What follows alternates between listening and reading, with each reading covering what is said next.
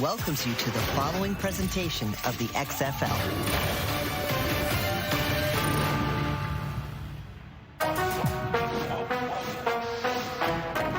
This is a chance for a second chance. Rediscovered, revitalized, reborn. Intercepted, a pick six for the Renegades. It's a one-handed catch. Burnett, that's six. McGarrett has a receiver. Caught. Touchdown. They turn the ball over. And that's ball game right there. Week 2 of the XFL season takes us to frigid Seattle. An XFL North matchup with the Sea Dragons and the St. Louis Battlehawks, both working on a very quick turnaround, but they got the support. XFL chairwoman Danny Garcia in the house yet again. So let's do this thing. Hello and welcome to Lumen Field, everybody. Laura Galindo here with Sam Acho. Week 1 was bananas. The best part about it, though, was the St. Louis comeback, one that you would only see in the XFL. Why? Well, because in the final 90 seconds, they scored 2 touchdowns. They get the XFL exclusive 3-point conversion, and then that 4th and 15, make it, keep it, alternative to the onside, they land that as well. Week 1 was outstanding. It was everything you love about football, but specifically XFL football. But we can't forget the game you just talked about. St. Louis coming back had nothing offensively until it mattered most. You're going to see right here, 53 total yards in the first 3 quarters. Until the 4th quarter, you see this. Hakeem Butler, 6'6", 230, makes the catch. And then this touchdown, last 90 seconds to Austin Prohl. But it wasn't just that. It was a 3-point play. After the 3-point play, we saw it. The 4th and forever, 4th and 15. Make it, keep it. They made it. They kept it. Went back to Prohl for this touchdown. All of a sudden, a team that was down 12 with 90 seconds left found a way to win the game. Wild thing about this, St. Louis didn't play all that well until the final handful of minutes in the game. They're 1-0. You look at Seattle and Jim Haslett, they dominated large portions of the game against DC, but they're 0-1 because of turnovers. And the psychology of that loss is going to play big into this game. Seattle should have won that game. They were up big for the entirety, for the most of that game. And then all of a sudden, turnover, pick 6, we saw a penalty, and then things started to change. So it'll be interesting to see how Seattle rebounds after a tough loss. We'll see if their quarterback, Ben DiNucci, can turn it around. He's standing by on the sideline with Taylor McGregor. Thanks so much, and a quick week. With this short preparation, how have you guys been able to prepare for this game? Yeah, we had a few walkthroughs, short week. A lot of us got a sour taste in our mouth, me included. So best thing about playing Sunday night, we got a short week this week. Get out here tonight, put on a show for our home fans. Costly turnovers a week ago. How do you make sure that doesn't happen tonight? Just keep doing what I've been doing. Play the game I've been playing since I've been young, and let everything else take care of itself. And let's go across the field to Ian Fitzsimmons, who's standing by with St. Louis quarterback A.J. McCarron. A.J., remarkably emotional win week 1. What did you learn about your team? I think the biggest thing is the words we always preach: family, staying together, fighting through the ups and downs. So, listen, we know if there's time still on the clock, we have a chance to win. So that's what we did, and we pulled a big win out.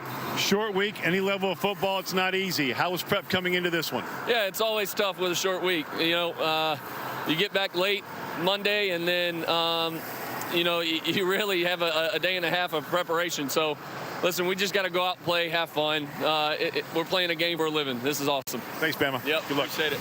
Hey, guys, by the way, also think about this. Seattle opened this game as a 3.5-point favorite. It's been bet up to 4, total around 38. Short week, as A.J. just talked about. I lean under, Lowell. In week 1 of the 4 games, 3 of them went over. Home team in the XFL gets to decide if they want the football or to kick it. June Jones, offensive coordinator for Seattle, he wants the football. So we talked a lot about the new kickoff rules in the XFL. You will see both teams lined up at the 30 and 35. They cannot leave those yard lines until the ball is caught or 3 seconds after it hits the turf.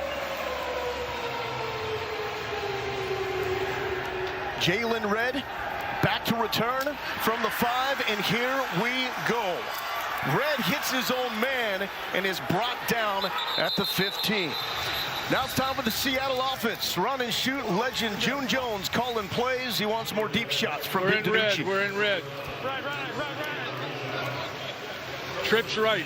81 X and Z 9 divide. Trips right. 81 X and Z 9 divide. Here we go. Trips right. Trips right. Trips right. 81 X and Z 9 divide. On 2. Ready.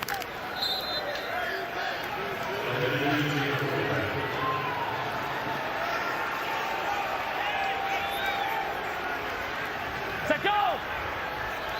You set the safety and you got it. DiNucci taking a deep shot. Receiver picks it up late and cannot make the grab. But that is the type of communication we're going to hear throughout the course of the game. Trio right, 51 flow, X crack, Reno to H. Trio right, 51 flow, X crack, Reno to H. 51 flow, Reno to H. 51 flow, Reno to H. On 2. Ready.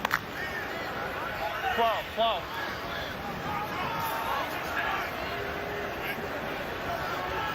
Set go. Hard. Hard. DiNucci, screen. Blake Jackson made the catch, brought down in a hurry. 3rd down now for Seattle. Trips left, 61 Army X turn. Trips left, 61 Army X turn. Army X turn, 61. 61 on 2. Ready. Here we go, here we go, here we go. Bottom of the screen, that's going to be Josh Gordon. Former All-Pro in the NFL. Set go! Hot! Hot! Big hit, Jacob Pearson just got rocked by Brandon Sebastian. One thing to know about this St. Louis Battlehawks defense, they want to be physical, and they are physical. They run to the ball. When you watch their film, you're going to see hard-hitting defenders and everyone running to that rock. That is Anthony Becht, head coach of St. Louis. His counterpart, Jim Haslett. Quick 3 and out, setting up the first punt. Neither team can leave until the ball is put in the air. Austin Prohl, the hero in week number 1, nothing doing there. So now it's time to set up the St. Louis offense, led by 2 former NFL quarterbacks. Bruce Gradkowski calling plays to A.J. McCarron. 11-11. See if AP's all right.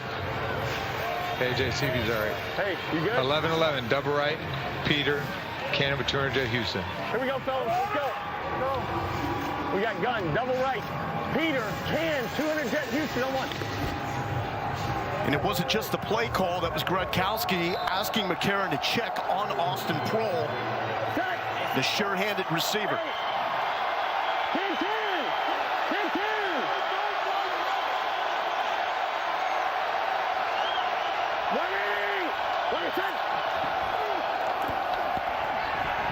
Trying to get McCarron into a rhythm early. That is not going to get it done as Elijah Ponder comes up with a sack. Here you go. Trough right tight, 11. Trough right tight, 13 counter, Z smoke. Trough right tight, 13 counter, Z smoke. Here we go. Gun, trough right tight, 13 counter, Z smoke for 1. Gun. St. Louis playing without their leading running back, Brian Hill. Kareem Walker gets the start.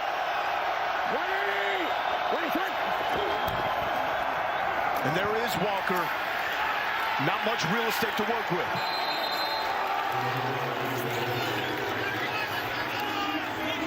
Let's go 10-10-10. Let's go trips right, Eagle 40. Trips right, Eagle 40. Here we go, fellas. Let's go. Trips right, Eagle 40 on 1. That 10 you hear is the personnel grouping. 1 running back, no tight ends. Set. 180. What's that? 3rd and 15. St. Louis will play it safe. And there are 4 orange jerseys corralling at the football. Bryce Thompson, Trey Walker with the stops. Last week we saw this St. Louis Battlehawks offense come off to a slow start. We saw a few sacks in this game given up by the offensive line and by A.J. McCarron. Hopefully they can get in a quicker rhythm this week and not have to wait until the last 90 seconds of the game. Sterling Hoffrichter will punt. The electric Jakor Peterson, back deep. Booming punt. Pearson from the 15. A little juke to the outside. A little burst. And he's brought down shy of the 30.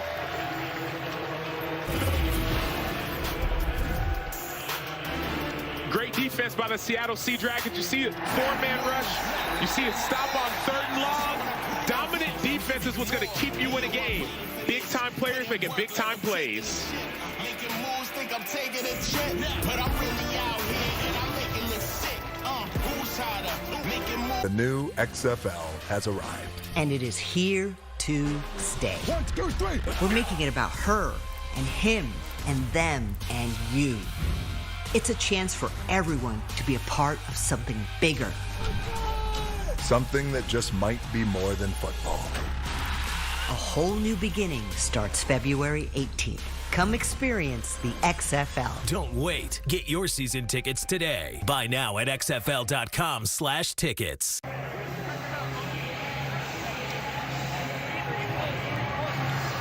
Welcome back to Seattle. Lower Galindo here with Sam Acho. 2 quick 3 and outs by both teams. Yeah, shout out to Elijah Ponder. He's out of Cincinnati. He was an undrafted free agent from the Tampa Bay Buccaneers in 2021. Many of these players have NFL experience. That's what you're looking at.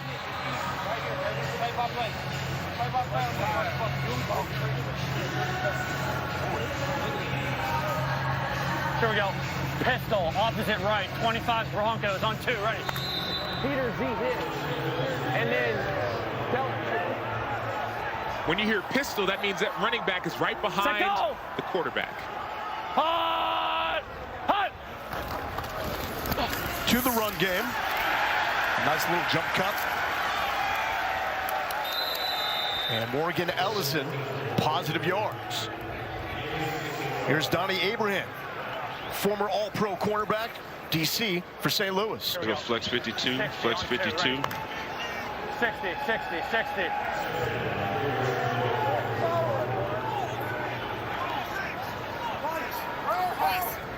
Set go! Hut!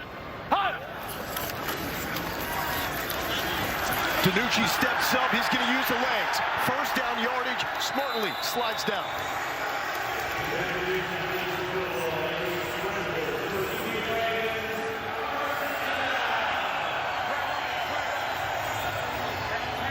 Let's go. Flex formation, flex formation, flex formation, flex formation.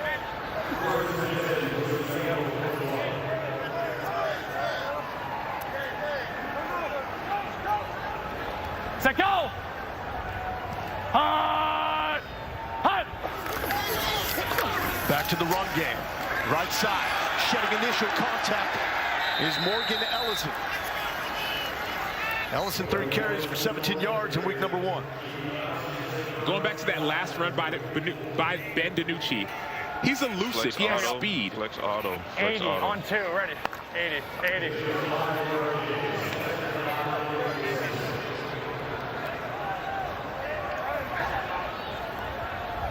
Here we go. Set go! Hut! Hut! Deep drop for DiNucci. Over the middle and complete to Blake Jackson, the former D3 national champ quarterback. Let's go, let's go. Let's go, hold on now, let's go. You probably got 2 in a row, let's go. Here we go. 80, Watch this cat out here. So Becht giving his defense a heads up. There's probably a 4th down call coming. Here we go, here we go. If there's no conversion here. Set go! Hut! Hut! DiNucci flushed. Once again, the legs. And the second time he's converted with the wheels. We saw this in week 1. Ben DiNucci's in the red zone using his legs to make plays. He's going to do this all game long if you don't have an eye on him. What needs to happen is that 4-man rush needs to rush as 1 unit. Hum to trio right, 60 Georgia special X dig. 60 on 2, ready. Here we go, here we go, here we go, here we go. Play, play.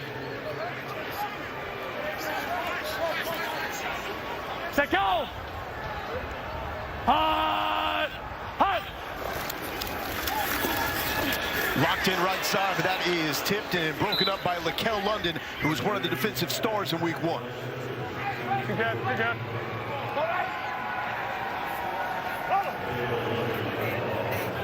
Cowboys on 2, ready. Cowboys, Cowboys.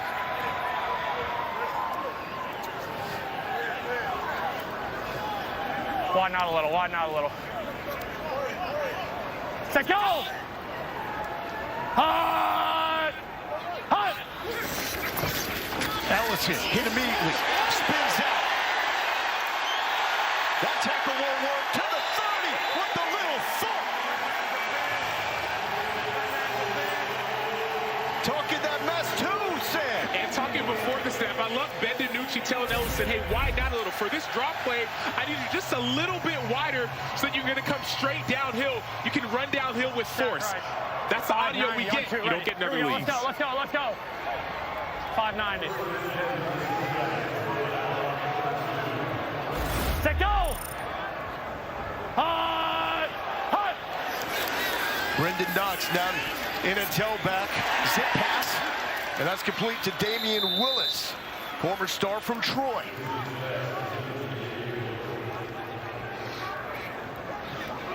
As June Jones calls the plays, we want to alert you to the scoreboard, how it works.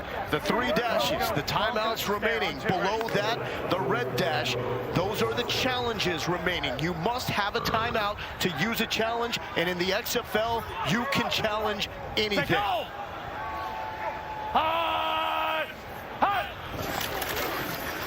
DiNucci, Pearson, the leading receiver throughout the XFL in week number 1.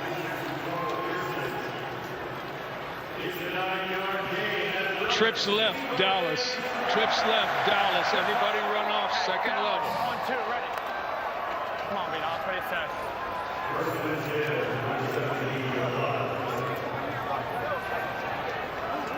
Set, go! Hut! Hut! DiNucci to Knox. Knox, couple of yards.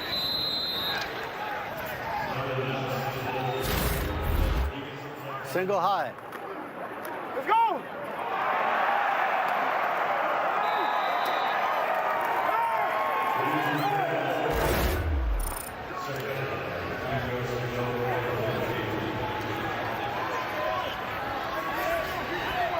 Set, go!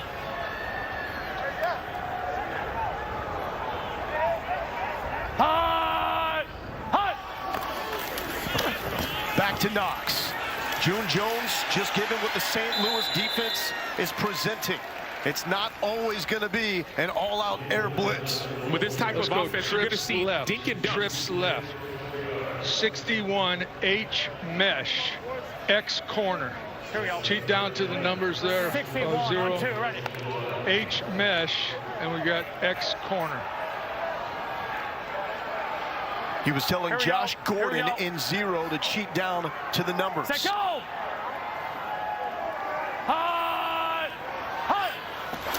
DiNucci looking for Gordon. He's going to throw it up. He's got Gordon! But thrown behind, and enough time for Brandon Sebastian to break it up. You hear June Jones saying cheat down to the numbers. Why? Well, it gives you more space to run that corner route. You also heard him say X corner. He's the X. You're going to run the corner. Cheat to the numbers, gives you space. Ball's a little bit underthrown. But all that last-minute talk that you get from the head coaches, the players can hear these things as well. If that ball is out earlier, is that a touchdown? Absolutely.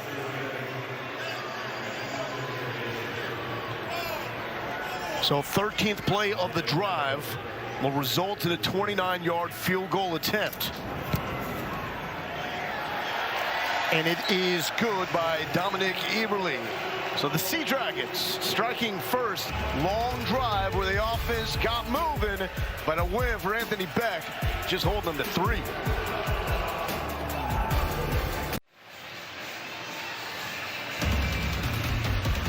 The XFL is brought to you by Progressive, the right call to protect your home and car, and Arby's. Arby's, we have the meats. Now, this is what they were looking to do, Seattle on that last drive. This is Pike Place Market, and this was a connection opposite. Gordon right there to DiNucci.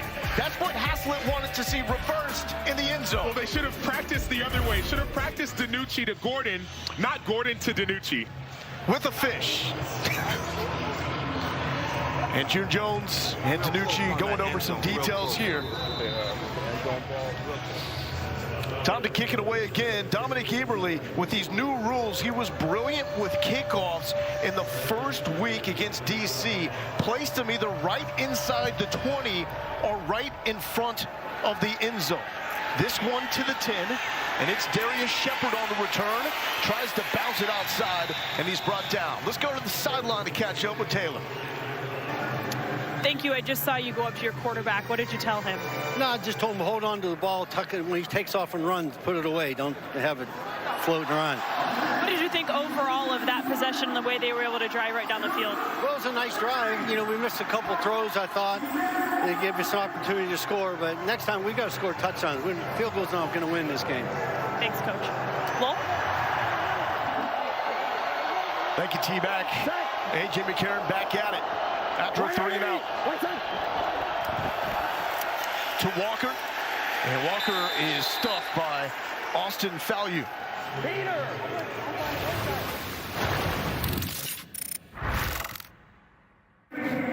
Hey, we're good. We're good, man. First play, receiver mix up. Okay, just keep doing your thing, O-line.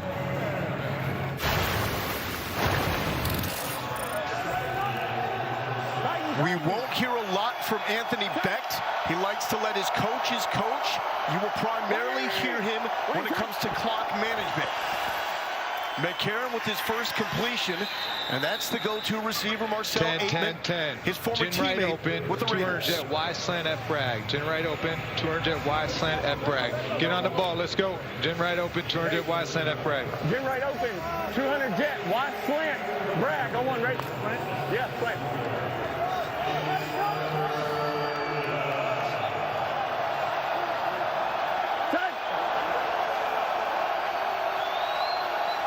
Third and 3. This is where St. Louis would love to have Brian Hill. He's out with a bad hammy. Overthrown, looking for pull. Back-to-back 3-and-outs. And remember, McCarron's been out of football for a little bit. 2021, the NFL was one of his last games before we saw last week. And so even last week, there were some passes that were a little bit overthrown. And so we're seeing him get back into the groove. Bruce Gradkowski said he wanted to help him get in a rhythm. But how much can you help a guy when it's simply overthrowing, underthrowing receivers? Well, sometimes it is rhythm and it's timing. The other part of it, too, is when you're feeling pressure from your offensive line, it's hard to get into a rhythm. First penalty flag. I got 17 unabated, so 17 unabated, offside, first down. Offside. Number 17 of the defense was unimpeded opportunity to the back. This 5-yard penalty results in a first down. So new life for A.J. McCarron. We're going to see how those calls unfold, and if they need help, we'll have Dean Blandino, VP of Officiating, standing by in Van Nuys, California. Started off there with Walker behind center. He's back to the right of McCarron. McCarron dropped by Aitman. Here you go. On the ball, stack right, 14 rows.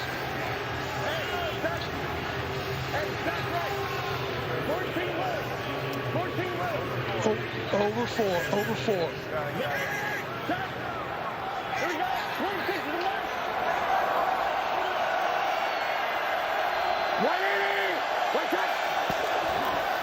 Back to the ground game, and Walker, and they're just nowhere to run against this Seattle front. P.J. Hall, former FCS champ from Sam Houston State with the stop. Former second-round pick from the Raiders in 2018. Open back strike. Open back strike. Open back strike.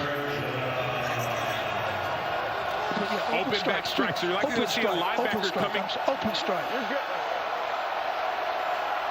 From the open side, which is the side where the tight end is not. And here it comes.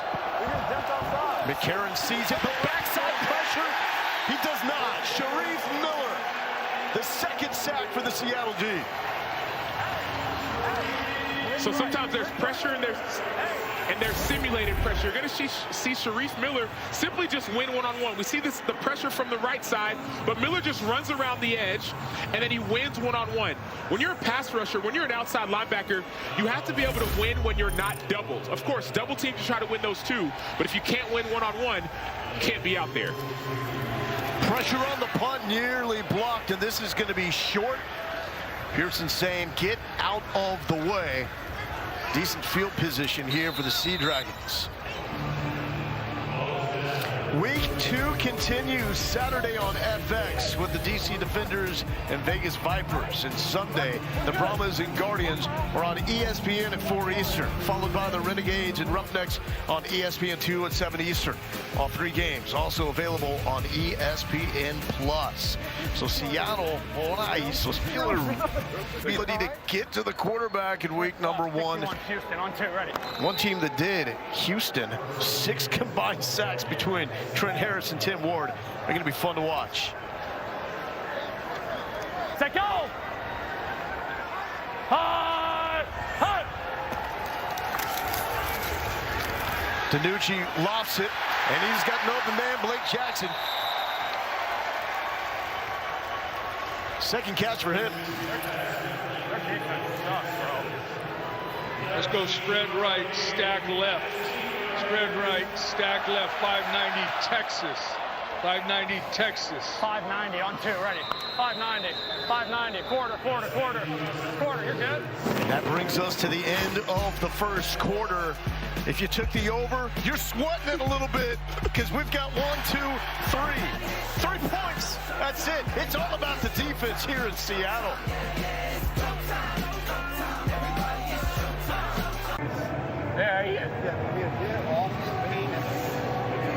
Welcome back to Seattle. A 3-0 lead for the Sea Dragons after 1. Let's catch up with Fitzy. Especially behind the Blackhawks bench right now, where Battlehawks with Ricky Pearl, wide receivers coach, quarterback A.J. McCarron on this Bolt 6 tablet, the split screen guys, cutting edge technology. Take a look.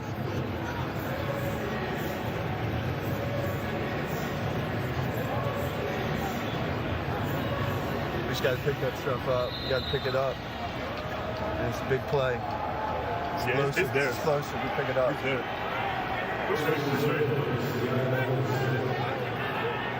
Welcome back to Seattle. Ricky Prohl. Danucci back at it. Pearson's wide open. Pearson's got the sideline. He's got some get up. Case in point. 6. 54 yards.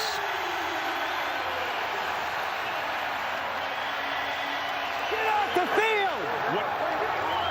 3. Left hash. Oh, right hash. Right hash.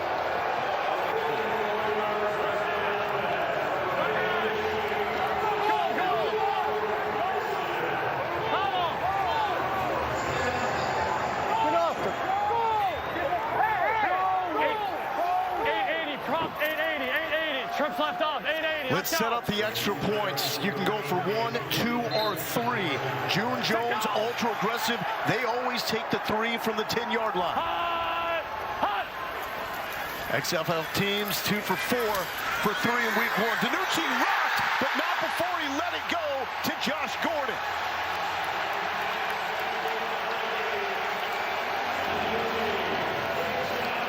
Those were back-to-back outstanding plays. Starting off with the touchdown. You saw that motion. That motion affects the defense, and all of a sudden you see Ja'Cour Pearson who runs a 4-2. He ran a 4-2. Get the touchdown. That's the thing. What Josh Gordon do what Josh Gordon does. See that motion by the running back? All of a sudden, Ja'Cour Pearson becomes number 3, and that affects Mike Rose, number 27. He has to slide over and push over.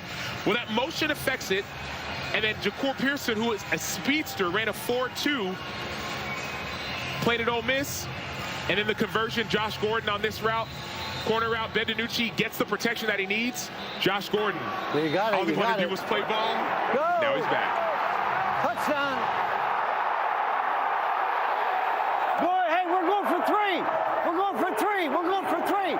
Stay out there. We're going for 3. Hey, get off the field. I love it. Touchdown. When he got the ball, he knew it. And Pearson really has been the breakout star of the entire XFL. He was a relative unknown coming into the season. He was. He had 12 catches last week. You think on a team with Josh Gordon, you're thinking he's going to get all the targets. Well, we heard from their head coach, we heard that Josh Gordon was getting double teamed. And then so we have to find someone else to make plays, and that's what Ja'Cour Pearson was able to do. Taylor.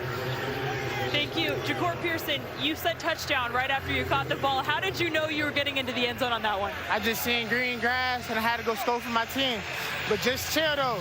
Y'all ain't seen nothing yet. Chill. You've taken the XFL by storm last week and this week. What is it about your skill set that you feel like has exceeded in this league so far?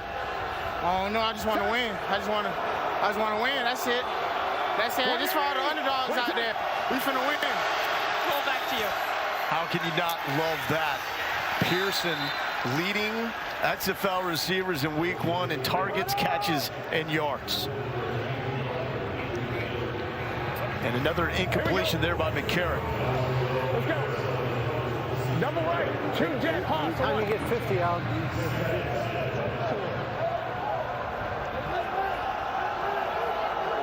And that is Ron Zook, former head coach at Florida and Illinois, the DC for Seattle.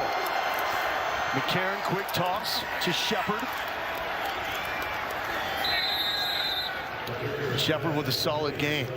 Week 3 of the XFL season begins next Saturday night with the Sea Dragons taking on the Vipers at 7 Eastern, 4 Pacific, and it will continue Sunday with the Battlehawks and DC Defenders, plus the Guardians and Renegades. All 3 of those games are on FX, and we round out the week with the Brahmas and Roughnecks on ESPN2 at 8 Eastern. All 4 available on ESPN+. 3rd and 1. Flipper! Flipper! Flipper! 180! Right side!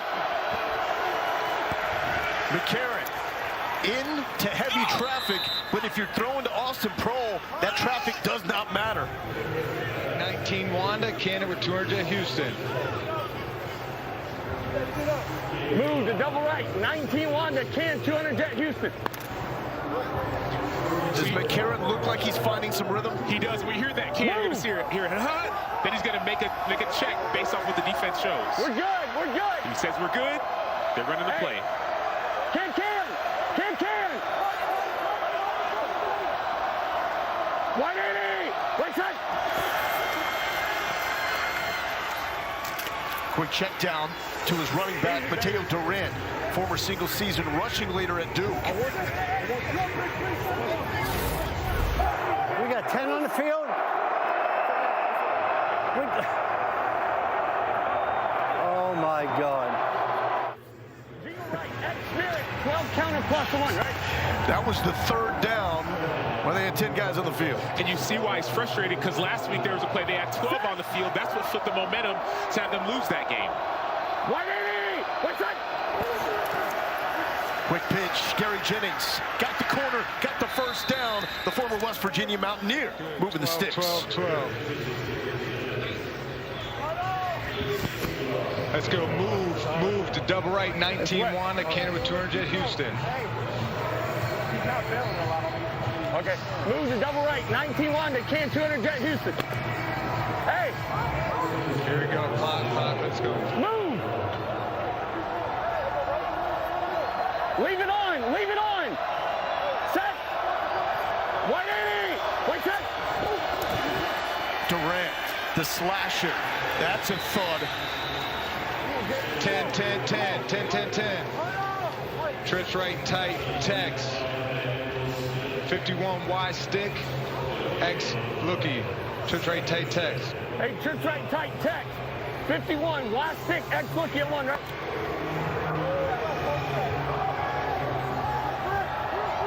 Yo. We've yet to see Akeem Butler get involved. He's at the slot to the right of McCarron. Wearing 88. Steditz to 8-man and through his hands. Let's go 11-11. Jingle left, 3-jet wide corner pin. Jingle left, 3-jet wide corner pin. Hey, jingle left, 3-jet wide corner pin F-flip.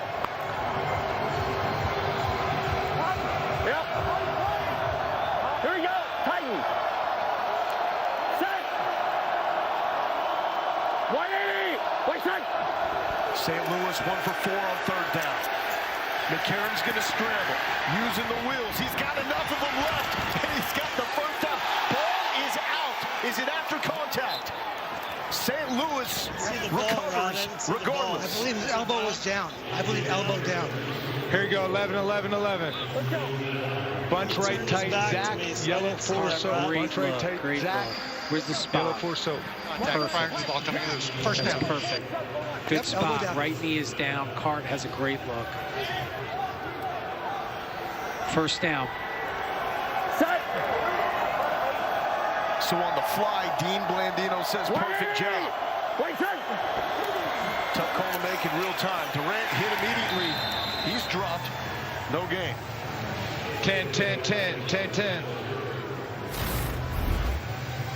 And Dean Blandino, so before that, so you heard Jim Haslett tell his quarterback, Ben DiNucci, hey, keep that ball tight. Well, now you see the ball wasn't tight. Now, Dean Blandino is in the XFL Command Center in California. He's watching all these games. Before a play can get snapped, he can call it in and make a change. Dean, what'd you see there? Second down. Yeah, we were looking to see when the ball came out. Obviously, looking fumbled down by contact. Right knee was down. We had a great look on the cart cam. We were able to confirm the ruling. I mean, Karen hit as he throws, complete to Stephen Mitchell, another flag. Let's run and stop the clock. What's the result of the play? 5-yard gain. Okay, we're gonna half the distance roughing the passer, number 92, correct? We lost 5 seconds on the clock. Personal foul. Roughing the passer, 92 the defense. This penalty will be enforced half the distance from the end of the play. Automatic, first down. You can put 9-12 on the clock. 9-12 on the clock. 9-12. Please reset the game clock to 9 minutes, 12 seconds. 9-1-2. Come on now. Chris, you'll mark off all fouls with you. Yeah. See why he's got to play. Dean, what did you see on that call? Yeah, referee called a blow to the head. It was the right hand, forcible contact to the head neck area. We're looking at that as well and able to confirm that there was contact. Durant through the middle, physical run to the 6-yard line. Brought down by Antoine Brooks. Here we go. Now before that, on the end of the fumble play, we also saw a face mask that was not called. That is a play that can be challenged if you want an extra 15 yards. And so could that blow to the head. If there was a roughing the passer that you think was unnecessary or incorrectly called, you could use that challenge and correct the call. 8-man in motion. And it goes back to Durant, and Durant pushing his way to the shadow of the goal line. If we go back to Dean quickly, Dean, on that blow to the head, does it have to be forcible, or what if it's incidental? Has to be forcible, absolutely. And when we're looking at that, if you run it in slow motion, it's always going to look less than forcible. You got to run it at full speed. Durant some force. Did he get in? No. The spot is just shy inside the 1-yard line.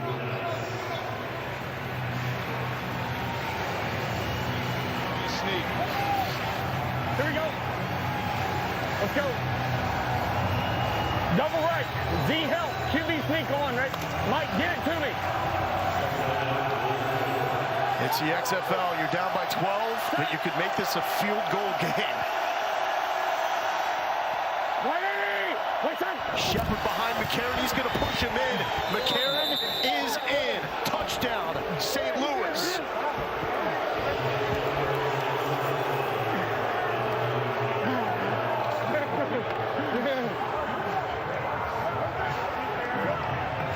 I love that. 2 points.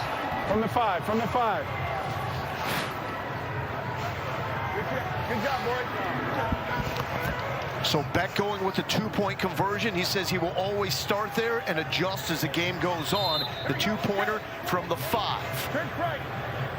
Hey, it's supposed to be left. Trip right. It's supposed to be left hand. 51, block swap.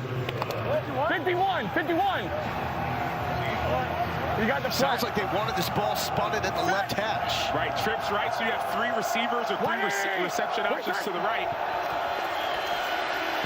McCarron for 2, back in the end zone to 8-man. Give him 2 more. That's it.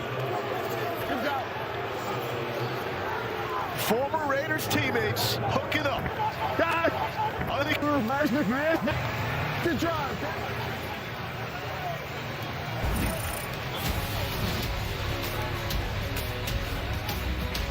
St. Louis strikes back, following up the Seattle touchdown with one of their own.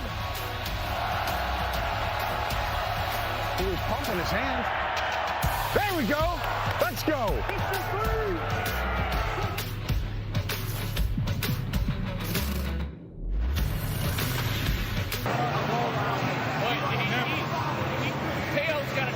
That's the rhythm that Anthony Beck was talking about for A.J. McCarron. He gets St. Louis on the board. Let's check in with Fitz on the sideline.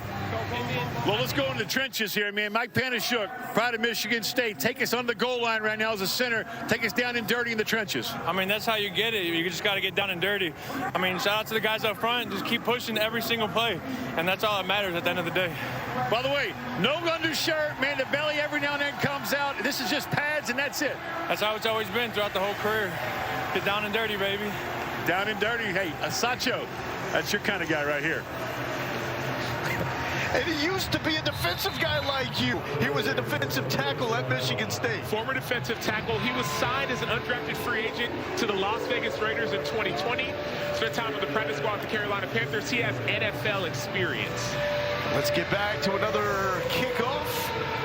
Teams line up 5 yards from each other. They cannot move their line until that. The ball is touched. Jalen Red recovers, wiggling, sideline little crease. Oh, he's tripped up north of the 26-yard line. Panashuk, that is a big, mean, nasty dude. That's why his coaching staff loves him.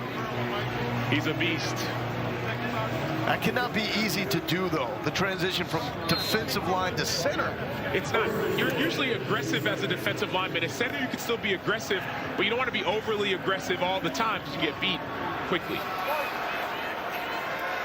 We see that steam just coming off the bald head. Love it. DiNucci back to work. Former Cowboys quarterback over the middle. And a quick hookup to Jordan Veazey. Excuse me, to his tight end, Charlie Tamapia.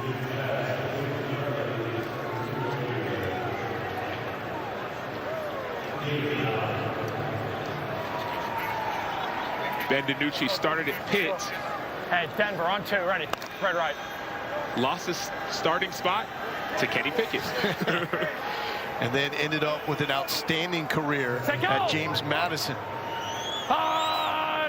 Lost in the championship game to North Dakota State. Nice run there. Brendan Knox.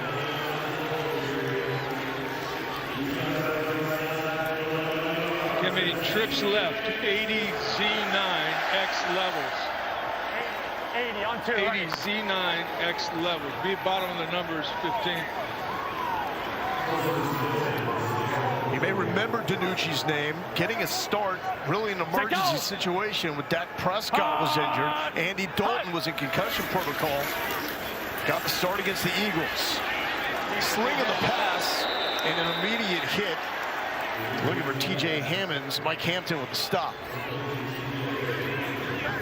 Week 2 continues Saturday on FX with the DC Defenders taking on the Vegas Vipers. Sunday, it's the Brahmas and Guardians on ESPN at 4 Eastern, followed by the Renegades and Roughnecks on ESPN2 at 7 Eastern, all 3 games. Also available on ESPN+. Set go! Hot! Hot! To Knox. A couple of yards on first down.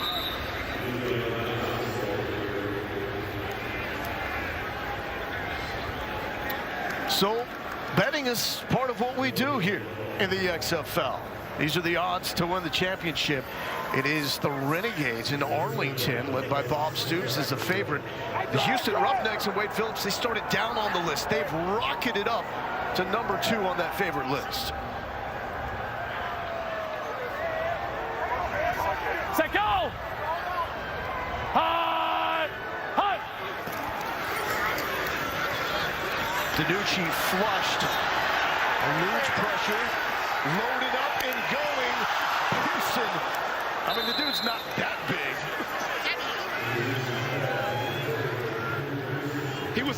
He played slot. Jaquan Pearson played slot at Western Kentucky, transferred to Ole Miss. Then he played outside receiver. We talked about it, he's not the biggest guy, but wherever he lines up on the field, he's going to find a way to make a play.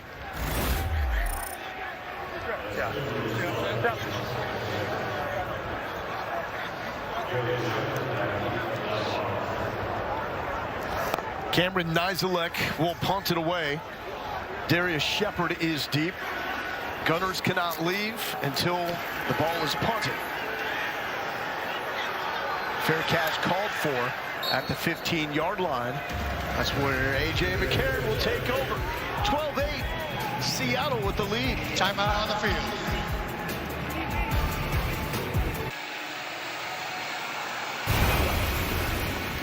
Let's take a look at tonight's game flow, brought to you by Progressive. We got 10 on the field.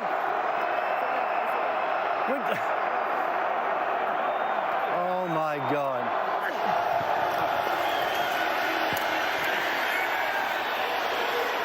That's a drive! That's a drive! Let's go! Hey, keep it going. We're hot now. We got to take advantage of this.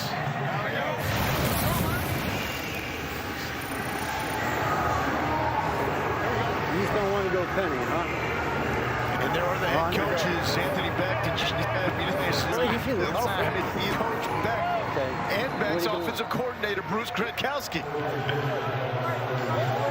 It was a 14-play, 72-yard drive for St. Louis last time out. Move!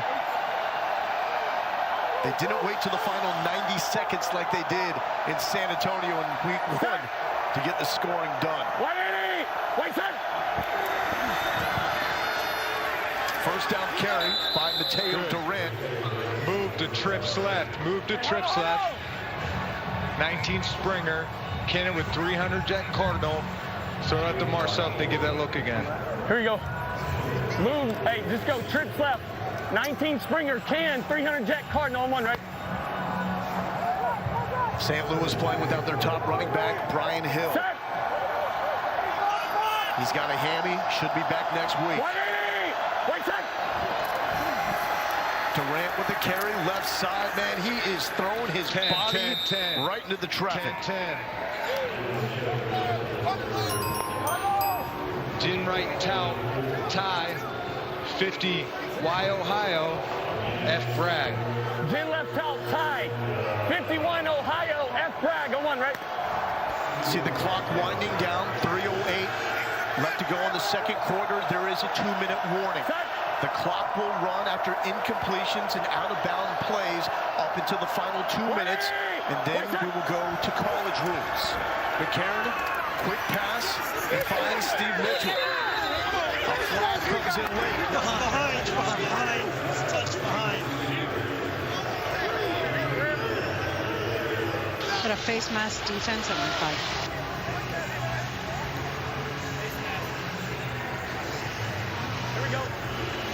Face mask on the defense, so we're going to tack that on from the end of the play. Personal foul. Face mask on the defense, tackling player. This 15-yard penalty will be added to the end of the play with an automatic first down. Here we go. Maybe missed the first one, got the second one there.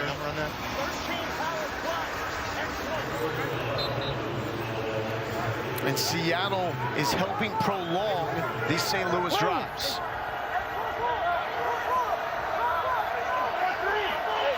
Two tight end look for the Battlehawks. Back to the run game. Solid on first down. Taylor. Well, Seattle playing without inside linebacker Jordan Evans. He came out on their last defensive series. I am told he is questionable. He is dealing with a groin injury. And that is a huge blow. That's the defensive captain. Man that played 63 games in the NFL, but tore his ACL in 2021 and hasn't played in the NFL since. 2-minute warning time. Seattle leads 12-8. McCarron trying to drive to take the lead.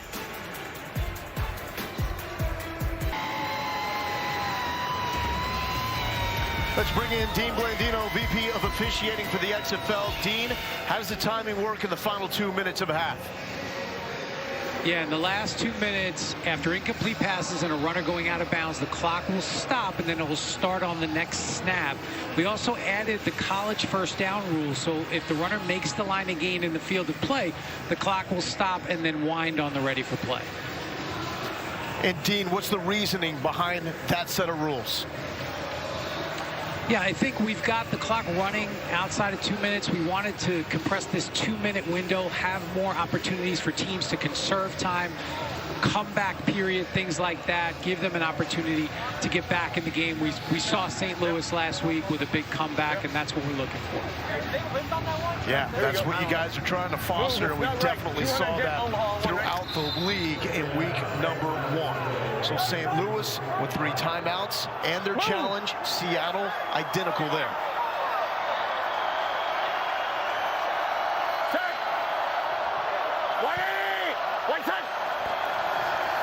McCarron will throw, and he's got Aitman. Good job, good job. Let's go. Move to double right, Ralph. Move to double right, Ralph. No, move to double left, Larry. Move to double left, Larry. Here we go. What? Move to double left, Larry on 1, right?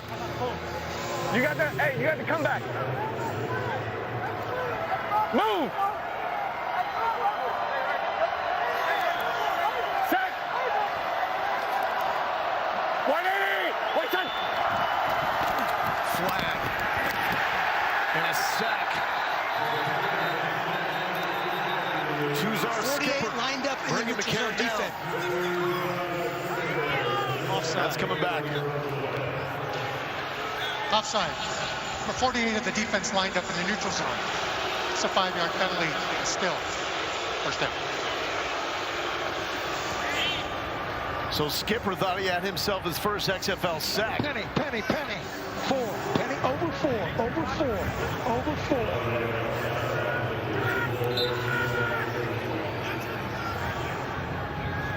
Cross right tight. Yellow 4, X Omaha 1, right? If you're a fan of college football, you just hear that voice and you go, that's Ron Zook.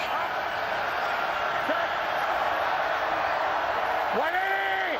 Wait, time! McCarron back to Aitman. That's been the go-to connection. Something to it. Odd change. No. Over 4. Double left, big tap, 310. Last stick, F stick on 1, right? Light hit. Hey, go! Aitman now at the top of the screen. 180! Wait, time! McCarron to Durant. Durant inside the 25. Give me sub. Clinching up top. Trips right, Purdue. Trips right, Purdue. Hey, go 3 jet. Yeah, sorry. 3 jet, Purdue. Set. 180. Wait, time. McCarron taking a shot for the end zone, one-on-one coverage, and a late break by Bryce Thompson to break it up. You heard that sub call. That's getting some of the pass rushers in, but great play by Bryce Thompson. So notice there's still pass interference, offensive, defensive, but there was no interference on this play. Great play by Thompson, a little bit underthrown by A.J. McCarron. And Durant playing with one shoe, if you saw it on the left side of that screen. 2-by-2. Hurry up! Set! 180! 20 seconds! And a timeout. First timeout. By St. Louis. St. Louis. It's going to be 30 seconds in duration.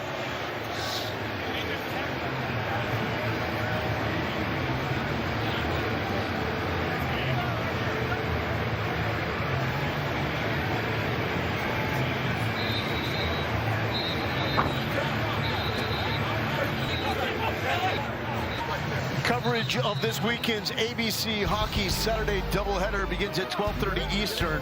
Then the Rangers are in D.C. taking on the Caps. Alex Ovechkin is back after the death of his father, followed by Sidney Crosby and the Pens squaring off against the Blues. Both games also available on ESPN+. One rule of note, you see those 2 timeouts for St. Louis, so that 1 red challenge. Trick right tight, text. 50 smash, wide circle 1, right? Hey, it's middle open, take it. You have to have a timeout remaining to use that challenge on play, and so it's good to use them. We have to have 1 timeout in order to use that challenge. And Beck told us before the game, that's a rule that makes him nervous. He doesn't really know how to use that yet. So some confusion covering Durant at the bottom of the screen. McCarron just got it off. King Butler almost made the catch of the early season. Akeem Butler is 6'6", he's 231. He was a 4th-round pick from the Arizona Cardinals. If he would have been 6'7", 6'7" would have caught it. We saw him make plays like this in his storied career in Ames. He also made the touchdown last week to get his team back in the game. Set. Reset. Hey. McCarron with another timeout. As the crowd's starting to get into it. Second timeout of the half. St. Louis. Be 30 seconds in duration. Damn.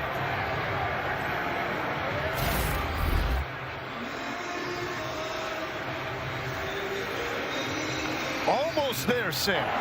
And this team is full. This team is full of tall receivers. Marcel Aitman, 6'4". Aitman, 6'4". You see Butler, 6'6". That one he could have come down with, but that's why they went and drafted all these big, tall, long receivers to target them, especially in the red zone. Butler was a 4th-round pick by the Cardinals in 2019. Only played in 2 games in his NFL career. Bad break as he broke his hand in his rookie year. That derailed him. 3-jet, Utah, X-hand signal. 3-jet.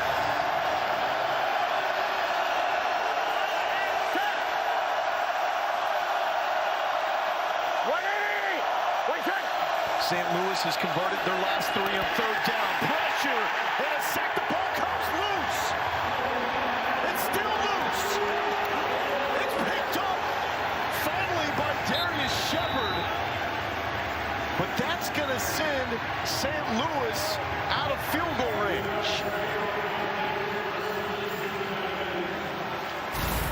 One thing that shows up on tape when you watch the right tackle, number 73, he shoots his hands, and so those hands are available to be beat.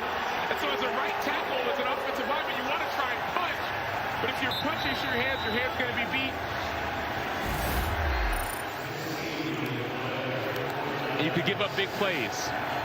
Well, Tuzar skipper left too early the first time around. He timed it up there. You're going to call it with 1? All right, Dean, what do you see? 18. Call the timeout. Yeah, first thing, is it a fumble? And it was. And then we're looking for a clear recovery. The ball was not possessed initially. It bounced around, and eventually St. Louis got on the ball. Third so and the final clock does timeout. not stop, and I think St. Louis is going to take a timeout here to eventually stop it.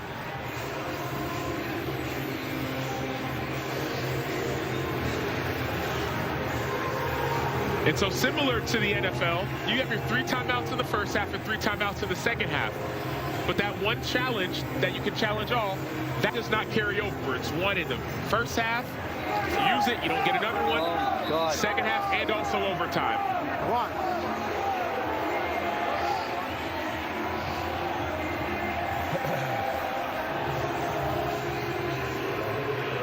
Does Seattle come after it here? I don't think you do. I think you play safe. I don't think you need to pressure the punt on a play like this. Off Richter out of Syracuse, the punter. Short punt, but he's going for hang time to try to get this one to the half. And it's going to be down at the 6-yard line. Irrelevant because that takes us to half. Well, even more relevant, too, it did take us to half, but if that ball would have gone out of bounds and there was still time on the clock, any punt inside the 35-yard line comes out to the 35-yard line. So you saw them jump on the punt to keep it from getting out of bounds. A little bit of a slow start with both teams trying to get out of the gates quickly, going 3 and out, but it did not take long for DiNucci and McCarron to heat up. They did, but both quarterbacks started off hot, and I love what I saw from A.J. McCarron. He didn't start off the way you would have expected, but after the first series or two, he finally found his rhythm. He hit Aitman a few times, one for that 2-point conversion. That's what you like to see, and that's what we heard from their coaches. Teams are going to the locker room. So are we. It's against XFL, baby. Halftime is coming up.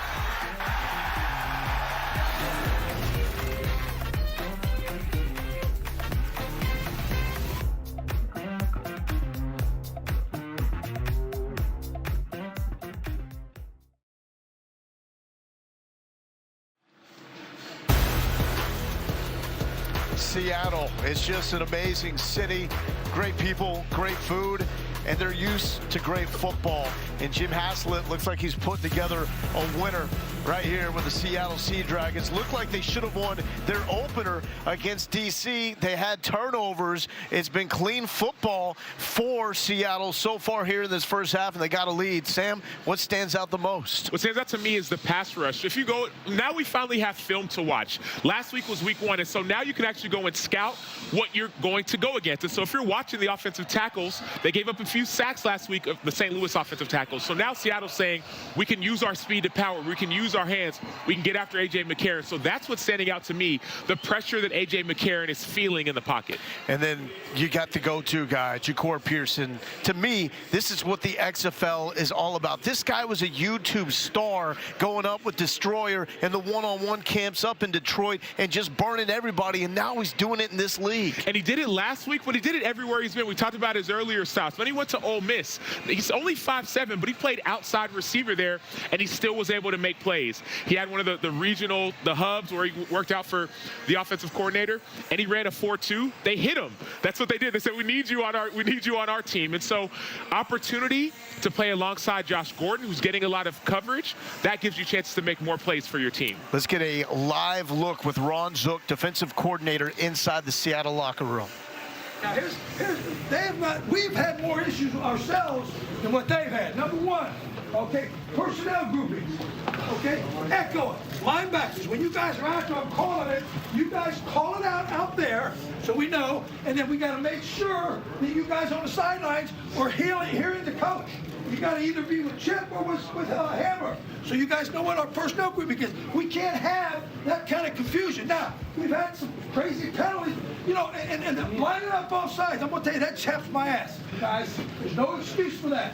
I'd rather have a rough in the quarterback with them lining up both sides. Let's make sure we take care of that and just settle down and do what we're going to have. Secondary, we're going to have to play some cover 7. They're getting in that 3-by-1 and 10 personnel, so we'll play some cover 7, keep the backer in the box. All right, we'll be good on that. Guys, the only thing they've done is they dink and dunked us. That's all. And then we get kind of rattled. Don't get keep coming after them. Keep doing the things that you're doing. But we got to play tighter in the secondary. Those are the looks. Like every football fan wants to know, okay, what actually happens in the locker room at halftime? We get to see it. And what you heard a few things. Number one, you heard him say that we're beating ourselves. What does that mean? We're not getting the right personnel groupings in. As you listen, you hear them say penny. That's a personnel grouping. So they're not getting those personnel groupings in, number one. Number two, you heard them say we need to play tighter in the red zone. In the open field, you can play coverage a certain way. But when you get down to the red zone, everything gets more condensed and gets tighter. And then lastly, you heard the penalties. Yeah. And I get it. I understand. Don't be offside. And I understand an aggressive penalty. Okay, roughing the quarterback. You don't like it, but you get it. But that offsides, those are the ones that hurt you. Let's check in with St. Louis now. How many times you got to get hit in the face with a skunk to know that it stinks? I said it's a skunk. You ain't got to get hit with it. Tackle. Right now, they're more physical than we are up front. I'll be honest with you. We got to change that as the tackle and get back to playing defense like we know how, being physical up front. Last thing, how many times have we affected the quarterback? Not feeling and not get to this quarterback. It's all in our control. We just got to go to That's also part of the inside look. You're going to hear some salty language. Earmuffs!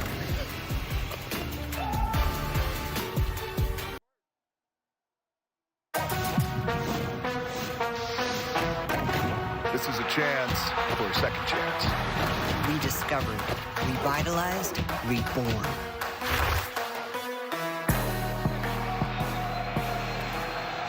Seattle's Sea Dragons with their home opener. Great matchup with A.J. McCarron in St. Louis, who pulled off the miraculous comeback in Week 1.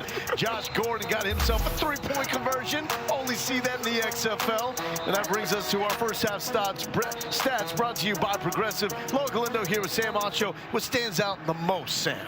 Stands out to me is Josh Gordon getting involved in the game, and we saw it. He had 8 catches last week, but you notice his love for the game. When we talked to their coaches, Jim Haslett said, man, this dude just wants to play football, and so we haven't seen a lot of Josh Gordon yet. I think we're going to see a lot more in the second half. Seattle with 54 rushing yards. That's already 3 more than they had all of last week, and ball security has been there. Can they keep it up in the second half? Talk to Tom Luganville, who called Seattle's opener against D.C. He's able to do switch up looks post-snap against DiNucci, and that really got him out of rhythm. That's exactly what happened. You saw so much post-snap movement in the second half that DC did, and that's what hurt Ben DiNucci. And so if you can see St. Louis do that, you'll see even more of an advantage for their defense. Home team always picks. Do they want to kick? Do they want to receive off the start of the game? Seattle received. Now they kick it off to Shepard and St. Louis. Neither team can move until the kickoff is caught. And Shepard is caught quickly with authority by Clarence Hicks. Fitz. AB, biggest adjustment, biggest change you want to see from your men in the second half? Yeah, you know, offensively, we just got to strain a little bit more up front. When our number gets called to make a play, we got to make a big one, right? We drop one down here. It's a tough catch. We got to pull that in. Defensively, we're in the right spots. We got to tackle. Tackle better as a unit, and we can't give up those easy ones on third down. So we've been doing better defensively, but we got to find ways to make more plays on offense and continue to move the chains. Thanks, Coach. Right. McCarron 9 of 15 in the first half, 60 yards, sacked 3 times. That ball's tipped at the line of scrimmage. Austin, here we go. Jingle right, with the step. Jingle right, Fack, 13 counter. Here we go, let's go, let's go. Jingle right, Fack, 13 counter on 1, right? One thing about St. Louis, they love to run these counter plays. You're going to see some pullers in the run game. That's what they love to do.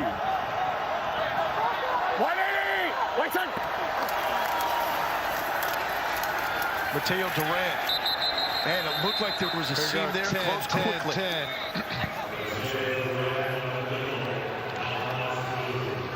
Let's go double right. No, double left, 3-jet junior. Double left, 3-jet junior. Here we go. Double left. 3-jet junior, Soko. Soko. Number 6. Set. 180. Wait. McCarron, Hakeem Butler. And Butler fighting hard for that catch. It's going to be short. What do you do here? Is it too early? It's too early, but the tough part about that is you heard A.J. McCarron talk about mistakes. What does that mean? That's the first down line. And so when you run that route, you have to run it past the first down line. That when you come back to the ball, you're not about 6 inches off or a yard short like you saw with Butler.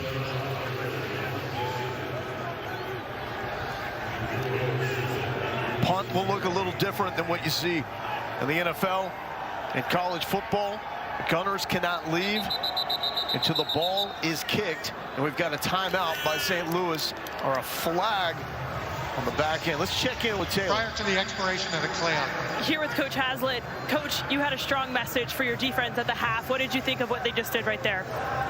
Well, we'll see. We're not done yet. It's still 4th on. So, but you know, it's a good start. But we were in disarray for about 2 series. We can't be that way. Appreciate your time. Lowell?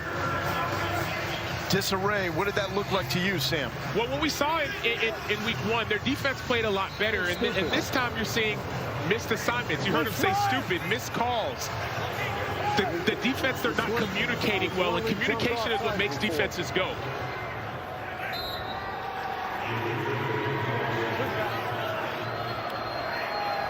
Richter, former Ray Guy finalist, boots it away. Pearson lost it. He touched it. Live ball. St. Louis back in business at the 22-yard line. And this is exactly what we saw last week. We saw turnovers by Seattle. Just like in the NFL, if the ball is touched, it's considered a muff, and you can fall on the ball. It's tough to tell. Card is blocked out. Yeah, I don't have anything clear. I've got it bouncing there, trying to get.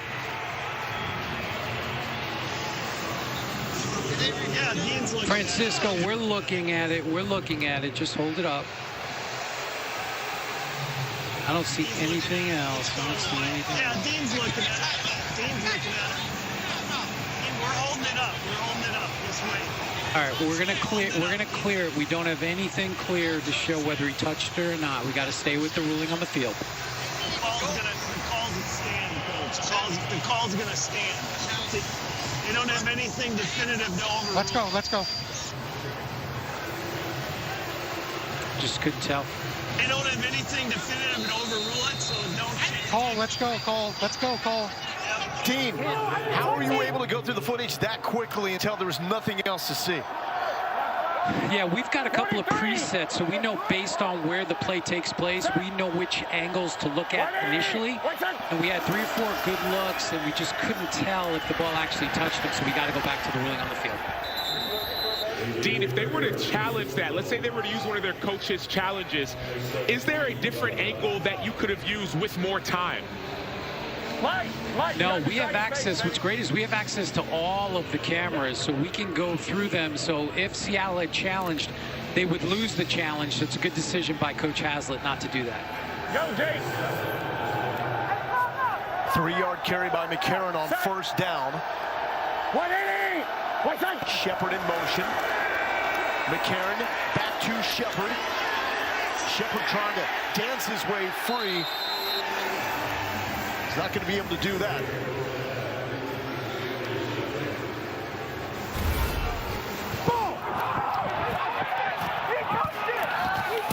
Let's go, O.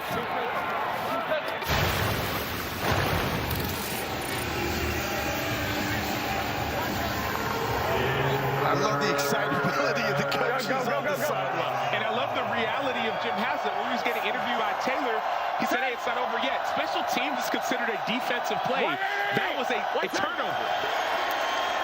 3rd and long for McCarron. And that's to Butler, but that will be well short of the first down. Hey, you got to dry your face, man.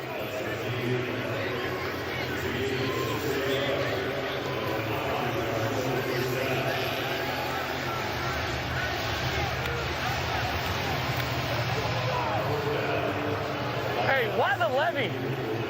Why levy right there? Really? So field goal time for Donnie Hagman, 36 yards.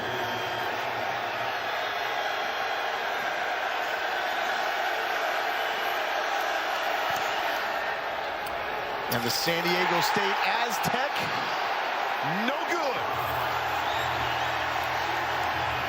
People talk about defending every blade of grass, even despite all the turnover and the defense going back out there. You hold them to a field goal, and then the field goal ends up being missed. It doesn't matter how you get there. Find a way to stop the opponent. Not a great exchange of special teams there for either side.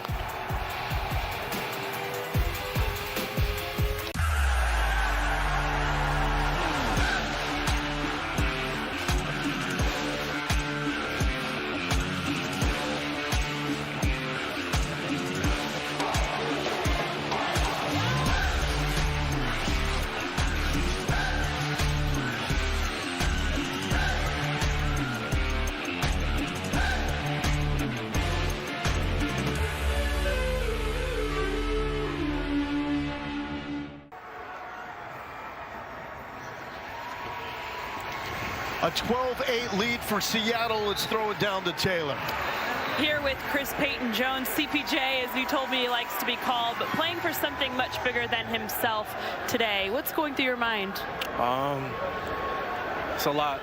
I'm trying not to get emotional, but my dad passed away this morning. My mom told me the news. She told me not even come home.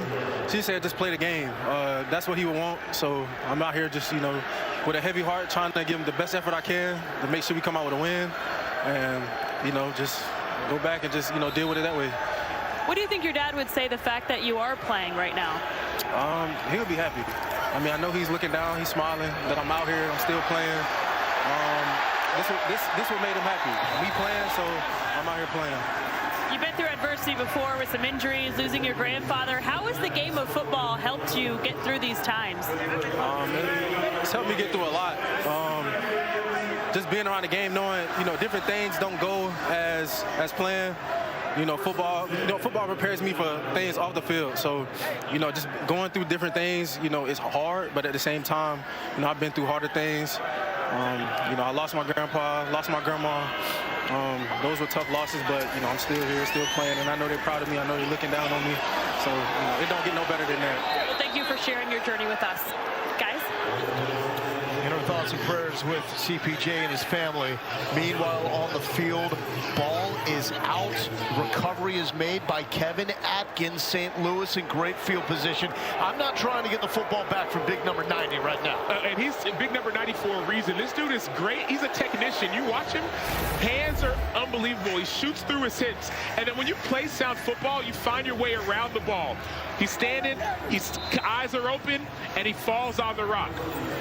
This is not like the college game in that you can get up and run it, but a big man, stay down.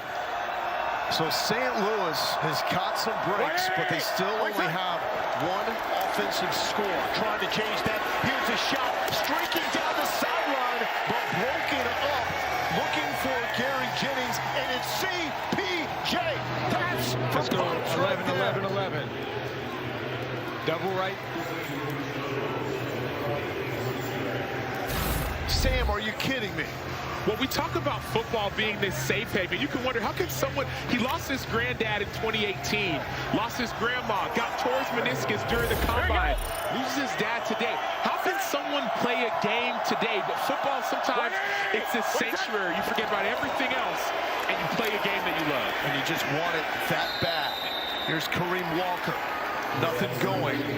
Setting up a 3rd and long. 11-11-11. The other side is the psychology. Chevy F surge. Trips up 2 Chevy F surge.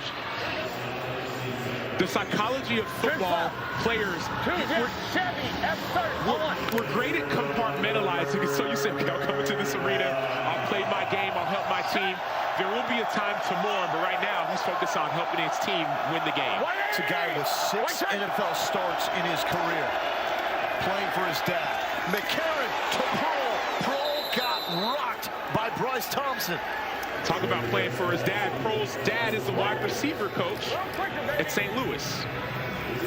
Pearl played for Seattle in 2020 and had the first touchdown of the XFL season. Now, will the NFL look at a moment like this from Chris Payton-Jones and say, I like that, that's a guy that wants it? They will. McCarron, back shoulder. He was looking for Gary Jennings. It was broken up by London Stevens. And before his injury, Peyton Jones he was a mid-round draft. He was projected to be a mid-round pick. But that's why this XFL league is so important. Players can get injuries that can derail part of their career. Sometimes you might get cut, or player 54 on a 53-man roster. Push, F-flow on one, right? Then you get an opportunity and you shine. NFL coaches and scouts are watching these games. They're going to go back and watch this film. Meanwhile, that was former Seahawk Lyndon Stevens with the breakup. Back here in Seattle, McCarron, he's got Butler! Butler, did he not find it quick enough? Looked like he had him. It looked like he didn't accelerate out of his break. And I don't know if there was a trip or a stumble there, but as soon as you have that outside leverage, running the 7 route, you see him, he has outside leverage. It's wide open. You have to accelerate. Expect the ball at points like that. Does that ball need to be caught by the former Cyclone? Has to be caught.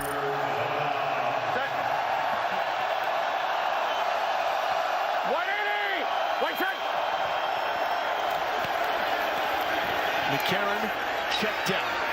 And that's well short. Emmanuel Smith, check that with the stop.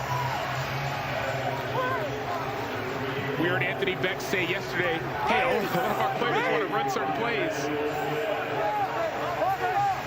Well, you have to make the play for me to call it. And then last thing, you hear that base call. Base, that's for field goal block. Remember we heard from Jim Haslett, we're missing formations. Now Hagman's looking at the clock. And they've reset it. 44 yards. He missed from 36 moments ago. You hear the crowd getting loud.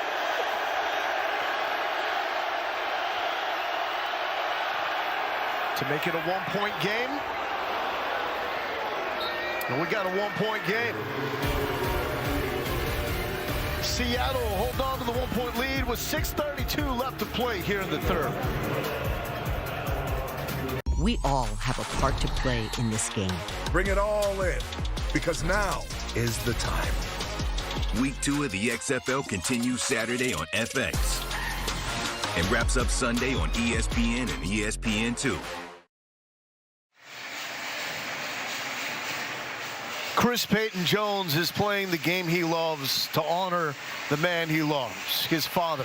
How do you even process news like this, especially on the day of a game?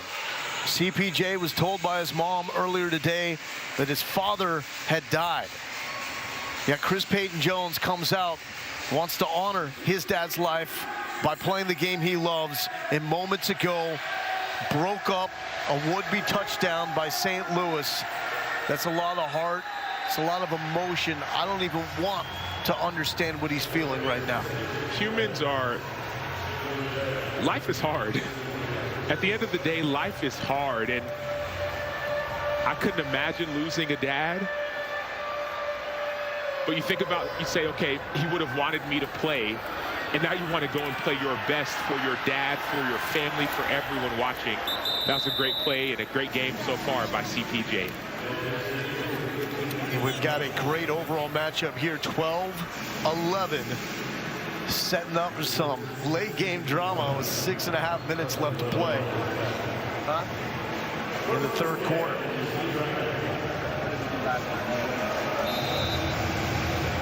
That's the Seahawks legend right there, Ricky Prohl, receivers coach, father of Austin. They shared a great moment last week as Austin Prohl caught the game-winning touchdown. Here's Ben DiNucci, former Cowboys quarterback. Little check down to Morgan Ellison. Oh, Ellison hit the brakes.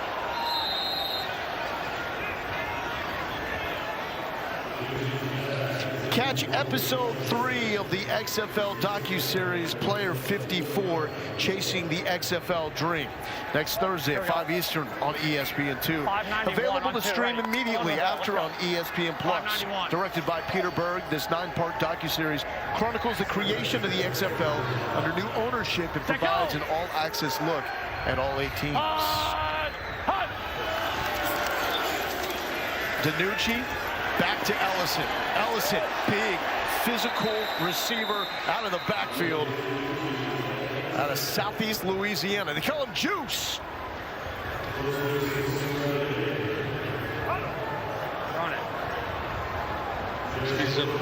Let's go. Spread right, stack left, Denver.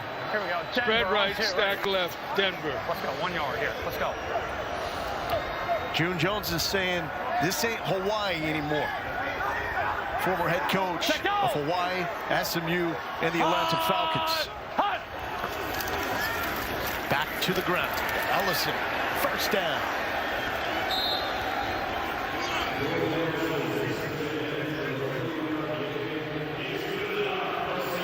Let's go. Trips right, Tampa.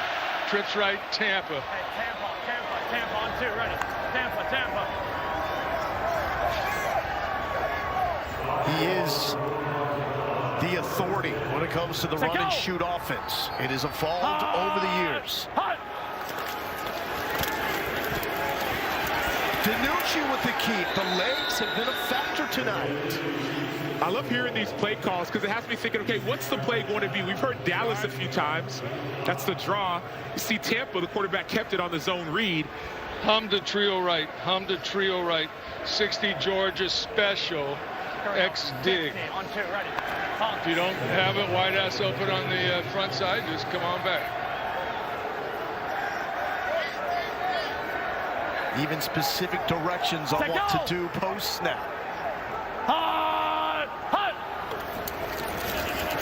Looking right side. Here's Pearson. It will set up a 3rd and short.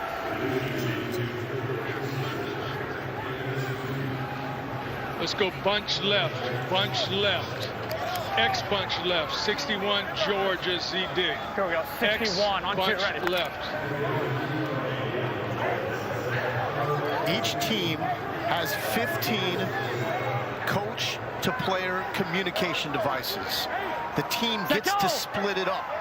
June Jones doesn't want his receivers with those devices in their helmets because so much of this is reads after the snap.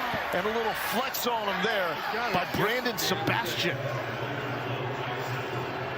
Former Boston College Eagle. You love the physicality. Great eyes, great hits. Suit up for work, my boy. You like that. And we got to love this. 4th and short. Here we go.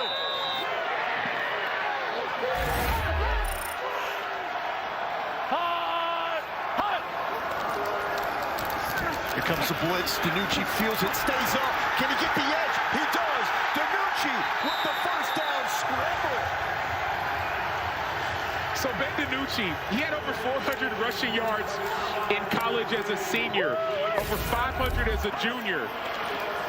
He uses his legs, not just in the passing game, but also when he scrambles. We saw him scramble to the left, scramble to the left, scramble to the left in week 1. Every time that B gap opens, we call it the honey hole. That's what you swing, that was quarterbacks go up into to escape and run. DiNucci, why not? It's worked so far. Shetty tackles, tiptoeing on the sideline and getting close to the sticks. So now you see why the Cowboys drafted him in the 2020 draft. You see him, he started on Sunday Night Football. Let's go spread right. Spread right. Your legs. Denver stare D's. Spread right. Denver stare on 2. Denver stare D's.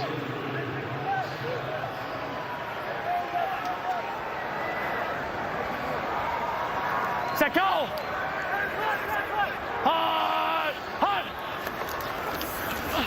Ellison on the ground. St. Louis trying to strip that one free. It's first down yardage for Juice. Well, they're saying the ball is out. St. Louis is saying we got it. The ball was out. Nate Maters comes up with it. Progress. Dean. Duel in progress.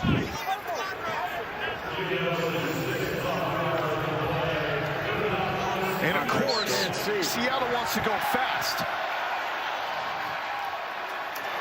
They ruled forward progress. Okay. Ellison powering forward.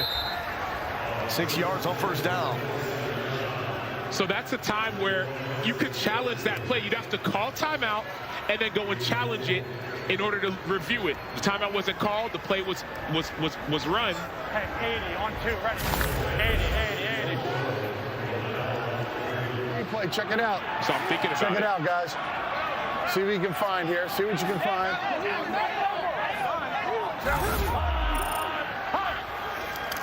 The part of all these rules where Beck says he's still most uncomfortable. When to use challenges. DiNucci, give him another first down with the wheels. So if you go back and watch week 1, DiNucci scrambled to the left for that touchdown to Josh Gordon. That's what he does. So what the pass rush has to do is stop getting so far upfield. Stay in your rush lanes. And he looks so much more. He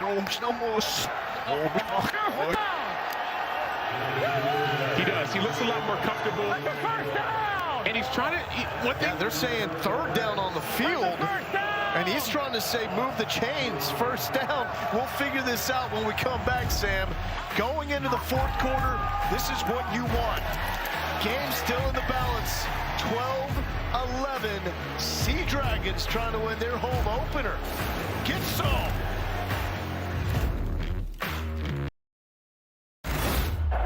How's that not a first down right there? I was 1.5 yards past the marker. Go look at it. I don't know. Oh my gosh. I was 2 yards past the first down marker.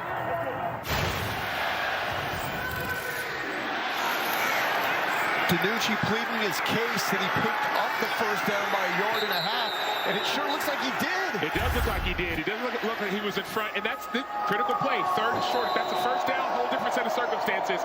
If you don't get this third down, then you don't get the next one. Oh, this is quarterback sneak all the way. Let's go. Oh, bad snap. Did the ball come out? St. Louis is saying we got it.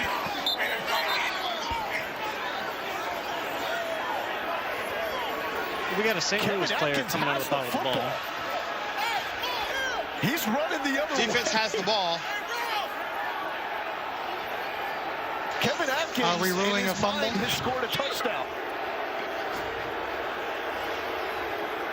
DiNucci doesn't have it. Who ended up with the ball? Okay, so you're telling me we're ruling there was a fumble recovered by the defense. I didn't have the quarterback. That's the ruling, Dean. Fumble recovered by the defense. Okay, we're looking at it.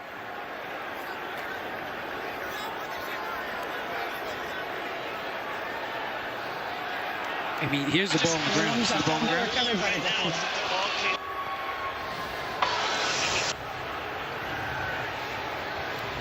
Yep, and we've got St. Louis coming out of the pile with the football. I've got the quarterback without the ball. I'm going to take one more look at here at Skycam.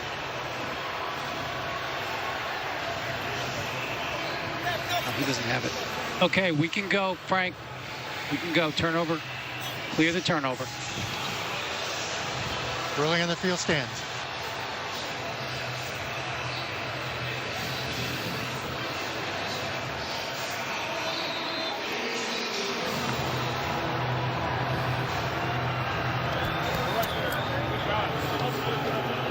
So the ruling on the field stands. It is an untimely Seattle turnover. Mini. Second recovery from Atkins tonight. White side. Walker up the middle. Walker still up to the 30. He refuses to go down first down carry. Oh my God. No, not again. Not again. Don't tell me he fumbled this. Don't tell me. Now he says not again because last week Seattle was driving in the red zone, and on a 3rd and short play, DiNucci fumbled the snap. Right after that was a missed field goal, which ended up being costly when you narrowly lose the game. And remember who recovered that fumble? We asked their coach, we asked the St. Louis coaches yesterday, if any of your guys you think they belong in the NFL, which are they? And Atkins was one of them. 2 recovered fumbles in addition to his great technique in the run game. Stuff in the run as a nose guard. McCarron hit on the play. Shepard, nice adjustment by Darius Shepard in a flat. Offensive pass interference, number 11. PI, number 11.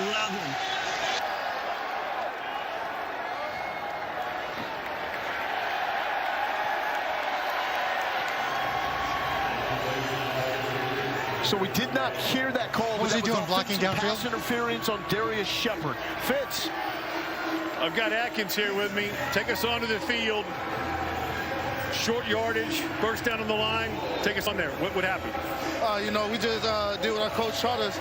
We groundhog, big man 9'6". He hit the center, you know, and made the quarterback bump into him, and he fumbled the ball. I just picked it up. I think you scored, but hey, that's not, didn't get reviewed. What did Marcus Spears say? Big man balling. There it is. Shout out to my That PI. Back St. Louis up. That was Beck calling for the timeout. Hey, oh, I want to check.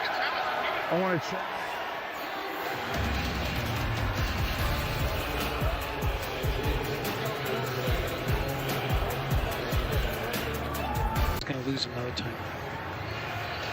We do see an extension of the arms. Welcome back to Seattle. Let's go to Van Nuys to check in with Dean Blandino, VP of Officiating. Was that offensive pass interference, was that a challenge? It was a challenge. So the call on the field was offensive pass interference. And St. Louis did challenge, saying it wasn't. We looked at it. There was an extension. That's what the officials are looking for, extended arms.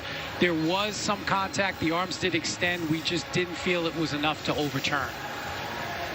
And Dean, this is one of those things, you can't do this in the NFL. You can't do this in college football.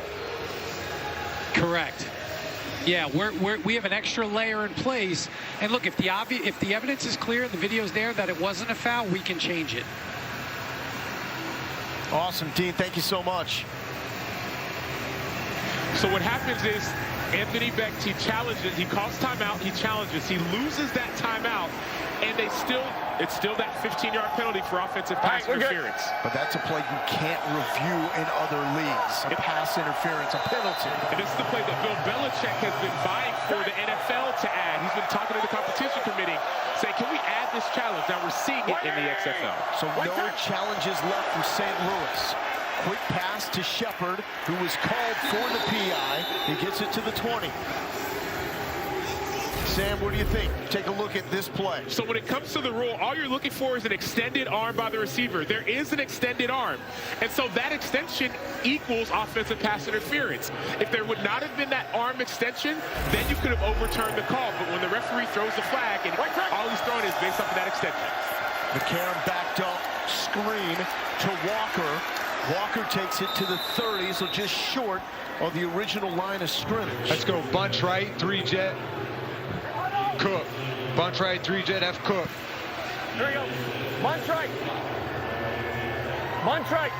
3-jet, Obama. On one, right? Hey, go F middle. Former NFL quarterback Bruce Gretkowski, the OC for St. Louis.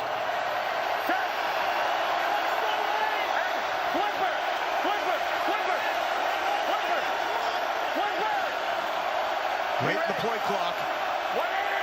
McCarron's got to get this off. He does.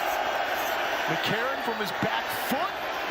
Outstretched arms of Gary Jennings, not enough. Referee has a penalty for the hands to the face on the offense. What's the result of the play? Big pass. They're going to want to decline it. They want to decline it? Result of the play is incomplete pass.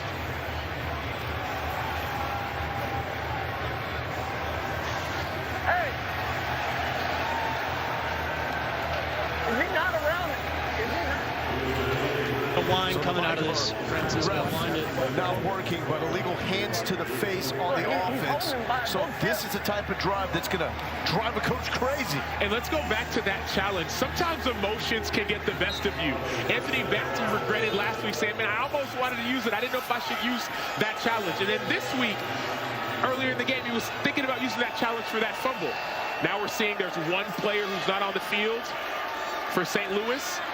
This motion allows the defense time to make any adjustments they need to make.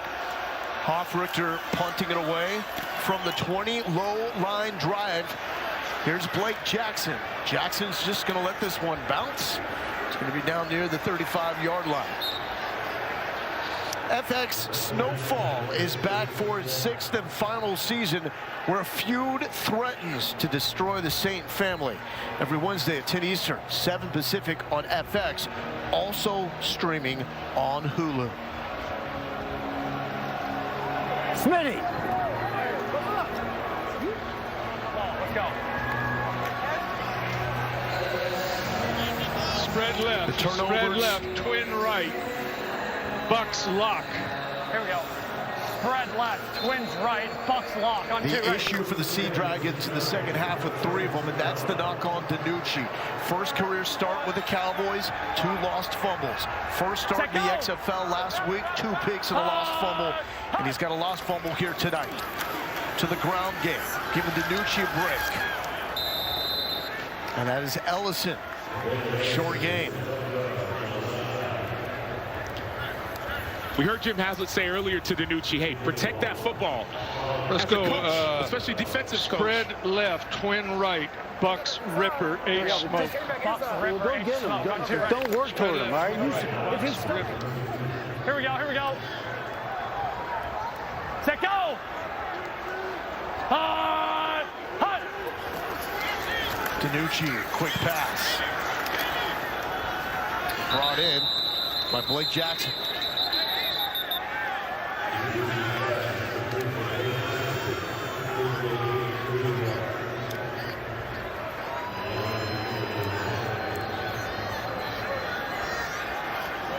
So Shade 52 lurk stay. 23. Shade 52 lurk stay. 23 total points. So you're feeling good with the under right now with 11 minutes left. But a lot of time, Sam. 3rd and 5. DiNucci out of the hands of Blake Jackson. Come on, man! Would have been short of the first down even if you made the catch. Keep coming, 80! So both teams had electric offensive drives in the first quarter, and after that, it's really slowed down. It's only week. We lost it. It's only week 2, but you can start to notice trends with teams, and the trend with Seattle that we've seen is this hot start and to fizzle out. What they need to change in that trend is find a way to finish well. It's turnovers, that matters a lot, but it's also some of the penalties. Find a way to eliminate those turnovers, which means protecting the ball. No penalties. Get back into this game. The new XFL has arrived. And it is here to stay. 1, 2, 3. We're making it about her and him and them and you. It's a chance for everyone to be a part of something bigger. Something that just might be more than football. A whole new beginning starts February 18th. Come experience the XFL. Don't wait. Get your season tickets today. Buy now at xfl.com/tickets. Apostria. The XFL is brought to you by Arby's. Arby's. We have the meats. That was our best work of the night, Sam. Beautiful Seattle. It's cold tonight. St. Louis would really like to have more of an effective run game. They do not have Brian Hill, the standout former NFL running back. Hurt his hammy early in the comeback win last week. Returned, played on that, but did not travel with the team. So Durant and Walker are trying to pick up the slack. 180! 180! Here's A.J. McCarron to Prohl. Hey, it's 4th quarter. It's Austin Prohl time, baby. Let's go on the ball, on the ball, on the ball. On the ball. Double right, 350, dragon wide spot. Double right, 350, dragon, watch spot. 350. 350, dragon, watch spot. Prohl was a key figure in that comeback as St. Louis trailed by 12 in the final 90 seconds against San Antonio. Out of the backfield, Durant hitting the brakes, cutting back inside. and it's collision time.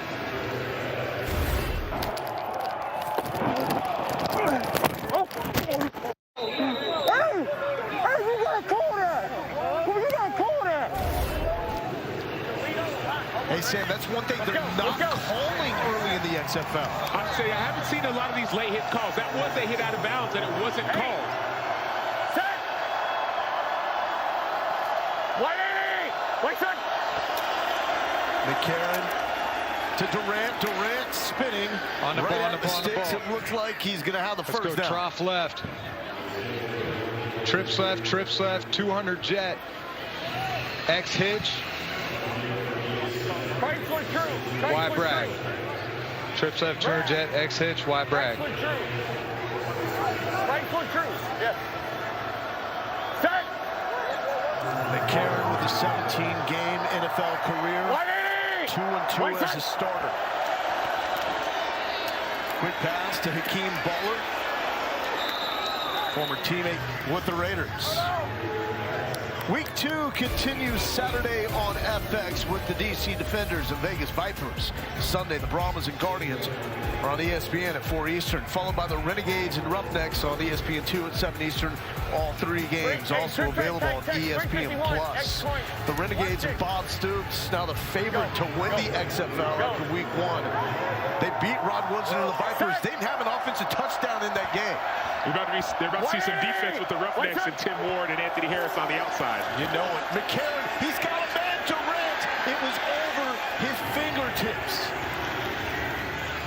Quinterio Cole in coverage.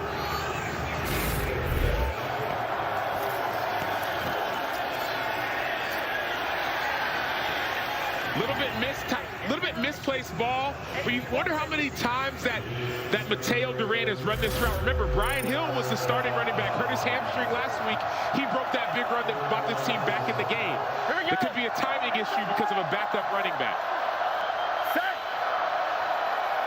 180. Wait, set. Walker, back foot, shot to Butler. Hakeem Butler to the 20, trying to leg it, and he's got it. St. Louis has taken the lead. Hakeem Butler with late game magic. Hey, two. Hey, clock's going, AJ. Clock's going, AJ. Clock's going. 2. Where you want it? Where you want it?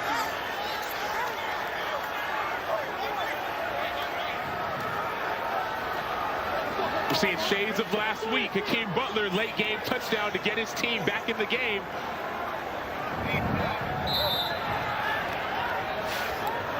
A former Iowa State Cyclone had that first touchdown of the comeback. He's had a couple of drops tonight. Redemption. 2-point conversion here from the 5. 180. Wait, set. To make it a 7-point game, going back to Butler. Butler cannot make the catch. All right, break it down, Sam. So Hakeem Butler, we're going to see him on this touchdown. It's a 44-yard reception. Notice he's lined up a little bit wider. He's 6'6", he's tall.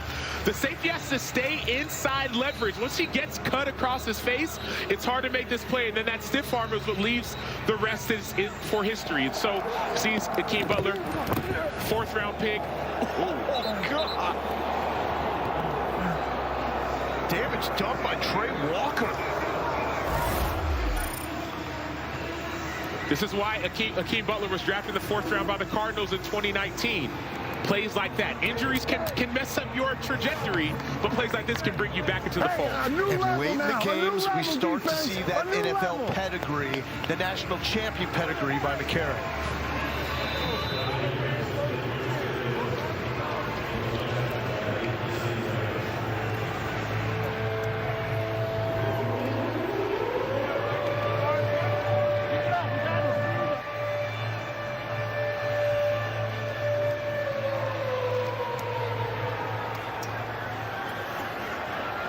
Here's Blake Jackson at the 10.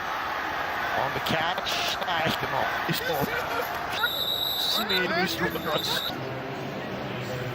You see on the scoreboard. Trips left. 561 Houston mesh. You don't have a clear Look over here, get to the... Trips left, 561, Mesh Houston, on 2, ready. Yes. We got the total at 38 points. The over's starting to feel a little bit better. Seattle favored by 4. Now down by 5. DiNucci steps up. Confident throw over the middle to the former Troy standout Damian Willis. Fitz. Hakeem, walk us through that play. Walk us through that touchdown. Coach Bruce gave us a good call, and they gave us the coverage that we like, so touchdown. Simple as that, boys. There you go. To the point. That dude was an all-out beast in his career at Iowa State. DiNucci's going to use the legs again. Wait until the last moment to commit. It takes it to the 35.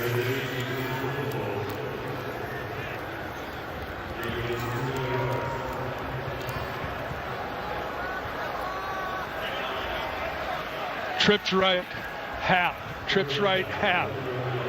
Flip 51, Z go. Here we go, flip 51, on 2, ready. Flip 51. Seattle Sea Dragons only 2 of 8 on 3rd down. Go! Pearson has been quiet in the second half. Sideline shot. St. Louis breaks on it and breaks it up.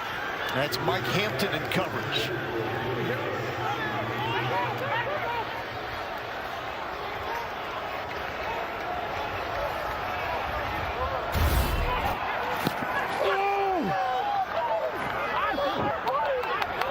Hey, get ready, get ready, get ready, get ready. 4th and 1. Gutsy call here by June Jones and Jim Haslett. Set go!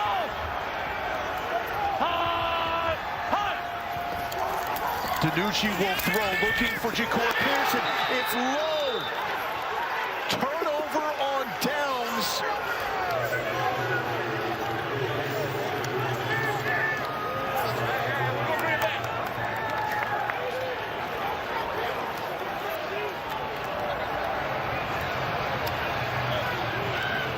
We don't run the ball. And did you hear that? DiNucci said, can we not run the ball? Well, you wonder, it's third. You wonder, why do you take a deep pass on 3rd and 1? Well, you take that because you're going to go for it on 4th. Yeah! That's it, boy! Let's go! Yes! Yes, sir! Yes, sir!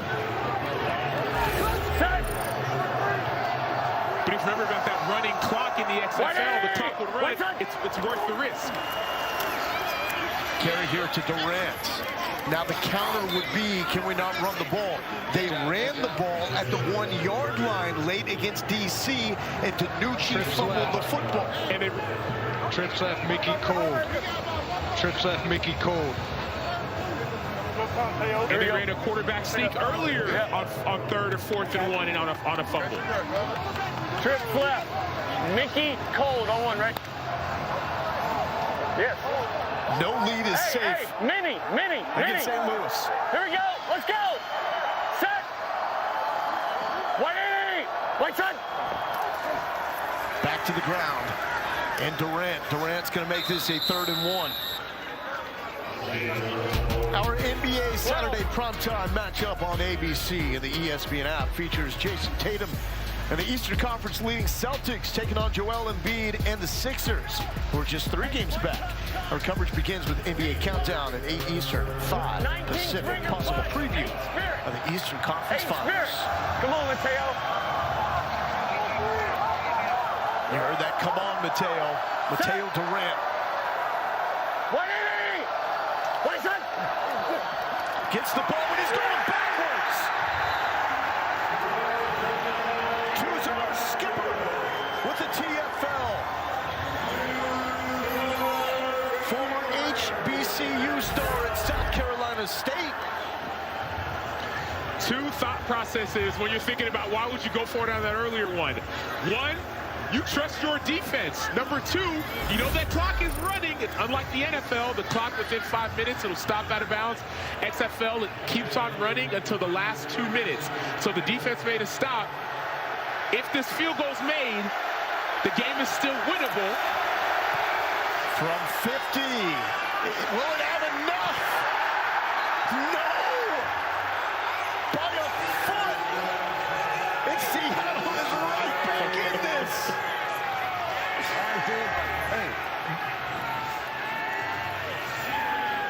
Drama, action, intrigue. And let me correct myself with Skipper out of Toledo.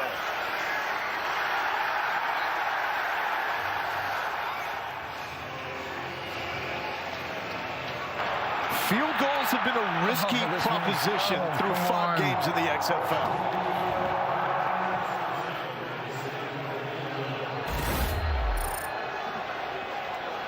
DiNucci has a shot. What does he do with it?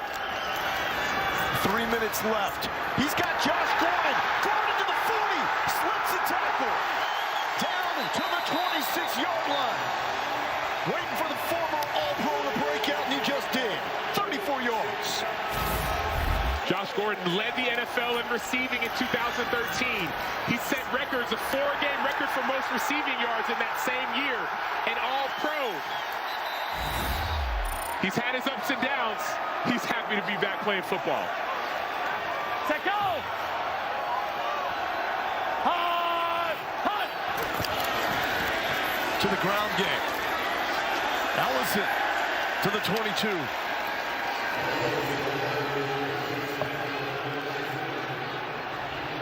Trips left, 80 Z9, X levels. You got the 12, 0. Indy split, tighten down. Over the top of the backers. So it was a command to Josh Gordon. And we've got a whistle because we are now at the 2-minute warning. Are you not entertained? The XFL absolutely bringing it through 5 games. Let's go. All right, bring it in. Doesn't matter whether you're a player, a fan, a coach, or an entire city. We all have a part to play in this game. This is your moment to show up, to show out. So come with that hunger. Bring that fire. Because now is the time. Week 2 of the XFL continues Saturday on FX and wraps up Sunday on ESPN and ESPN2. Both guys, aloha. You got it, you got it. Go! Touchdown! Now we're talking! That's a drive!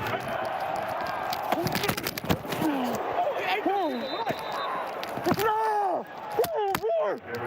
You gotta go now. If you're not in protection, go.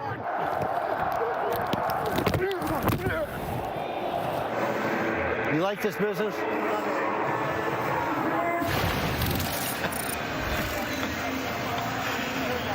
Trips left, 61 Georgia, Z corner, on 2, ready.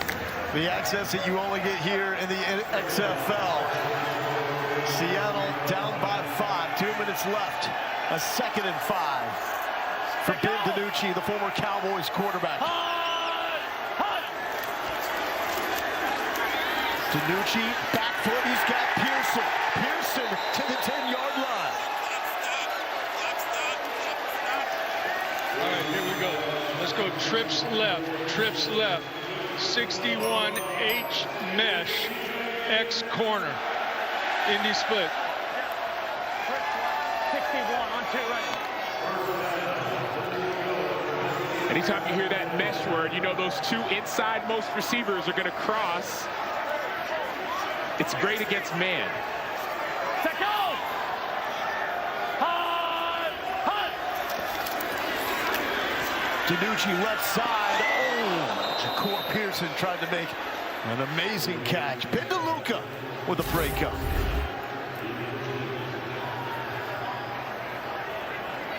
Ben DeLuca, great eyes. He was going for the interception, the game sealing. Oh, we gotta make a play, guys. We gotta make a play. Oh. Is the breakup not a play? He wanted the pick six? He wanted the pick six. He wants to score on defense. Let's go! Let go!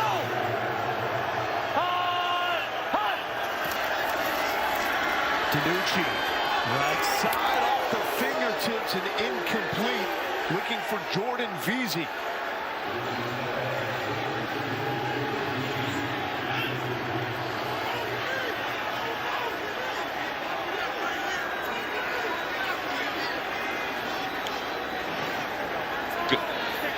Let's go flex, 52 lurk stay. Flex, 52 lurk stay. 61. Set go! Third and goal, 4-down territory, has to be. DiNucci pressure, he slips one tackle, complete to Ellison. Is he still up? That will give Seattle a shot here on 4th down, as Ben DeLuca was all over it.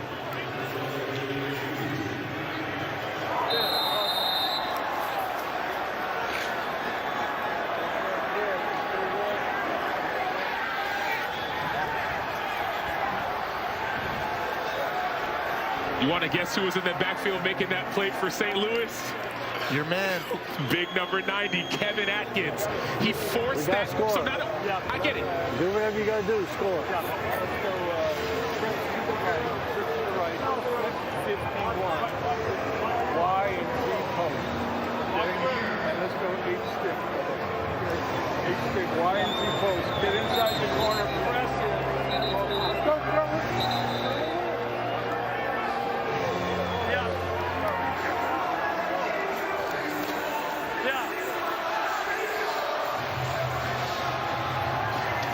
Flip 51, flip 51, flip 51. Run a go route. Flip 51, flip 51.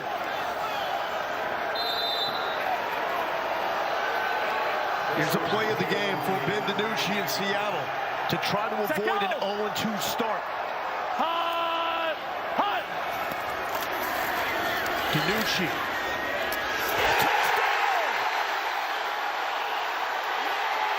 Jordan Veazey, the Cal Golden Bear, has done it.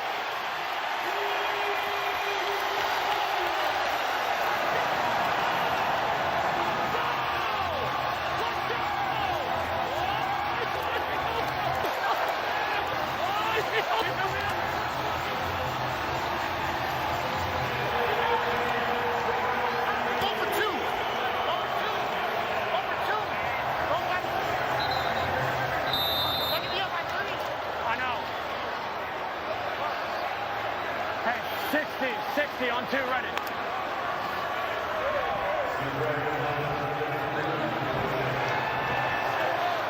Set go! Seattle 3-point conversion for a push with the total.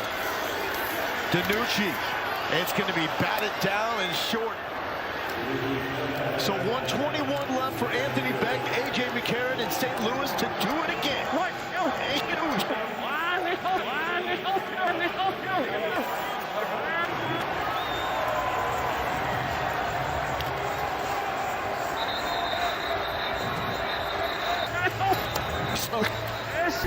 And a great catch by Jordan Veazey.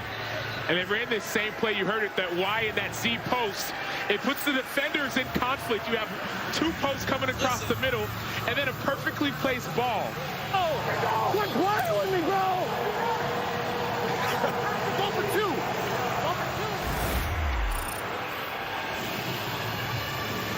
2. You heard him saying go for 2. Well, why? You go for 2 and make it a 3-point game. They went for 3 from the 10-yard line, didn't make it. Now a field goal for St. Louis wins it. I get it, June Jones offense, you want to go for the 3-point every time, make it a touchdown to win it, but if you miss it further away, now a field goal will win the game for the St. Louis Battlehawks. Biggest play of Jordan Veazey's career. He was signed to the Washington practice squad after that much publicized workout with Colin Kaepernick in 2019. Here's the return for St. Louis. Backed up inside the 25. Let's check in with Taylor.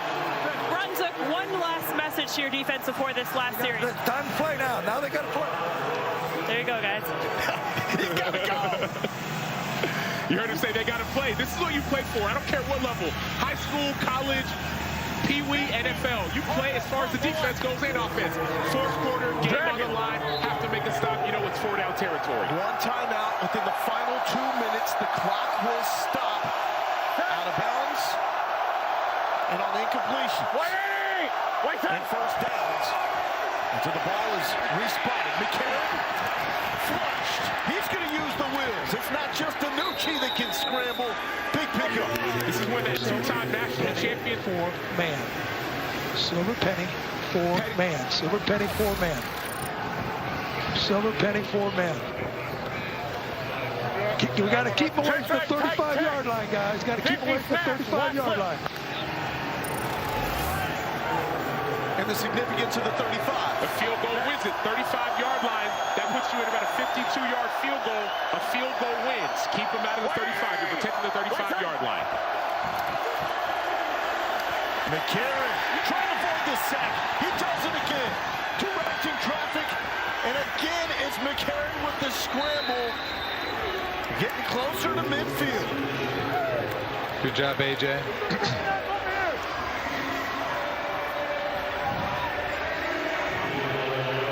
Let's go trips left on the ball, trips left on the ball. 200 jet Purdue, trips left, 200 jet Purdue. True, Chrysler true. Chrysler true. They had 2 touchdowns in the final 3 minutes against San Antonio. They need a score here with 58 seconds. Downfield, bobbled in and out of the hands of George Campbell.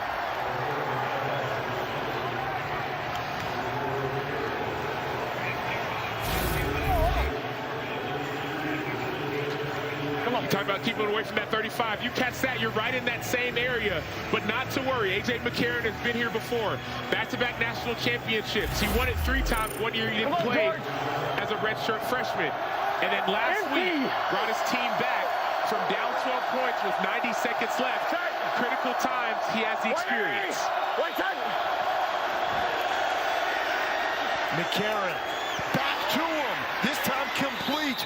George Campbell. Former Mountaineer. Trips right. Trips right, Mickey. Trips right, Mickey. On the ball, go, go, go. Mickey. Seattle trying to protect the 35. On the quick. Coming up on 30 seconds left. To Walker. Walker's got the 40. Walker's got the 35. Trips right. Trips right. Let's go. 3 jet Purdue. Hey, Purdue.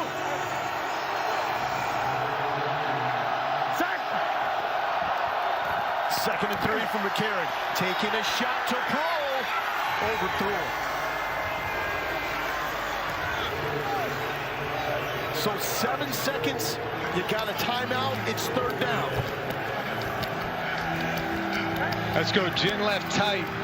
Gin left tout. Tie. 50 Haas. 51 Haas. F. Juke. Gin left top, tie. 51 Haas. Juke.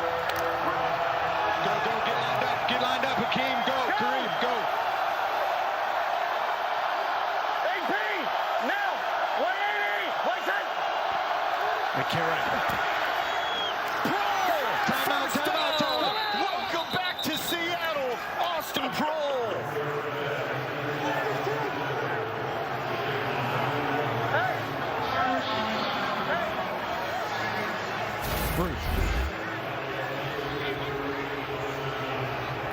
He was the clutch receiver in the comeback win against San Antonio.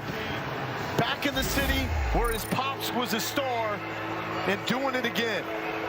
And you have to wonder, his dad played 16 years in the NFL, won a few Super Bowls. You have to wonder when he was a little kid, being around greatness, knowing he has to get inside on that route. Gets inside, calls timeout. Johnny Hageman for the win. Missed from 50 by about a foot. Here from 44. Time to ice the kicker. Timeout Seattle. Tell them to block this thing. This was the miss from 50. Good direction. Just not quite enough on a windy, cold night here in Seattle. Play 0 and he gets beat inside. They can't take 2 in a row, right? All right, get on it. Watch him. All right, they can't take another one. They cannot. So,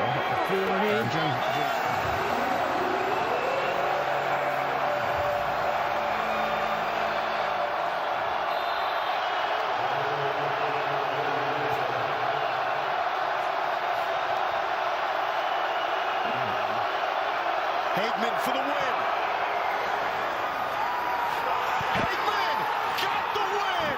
St. Louis back-to-back comeback thrillers.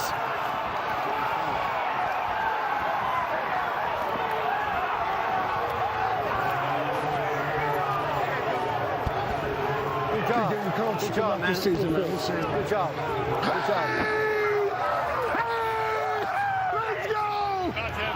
I got AB.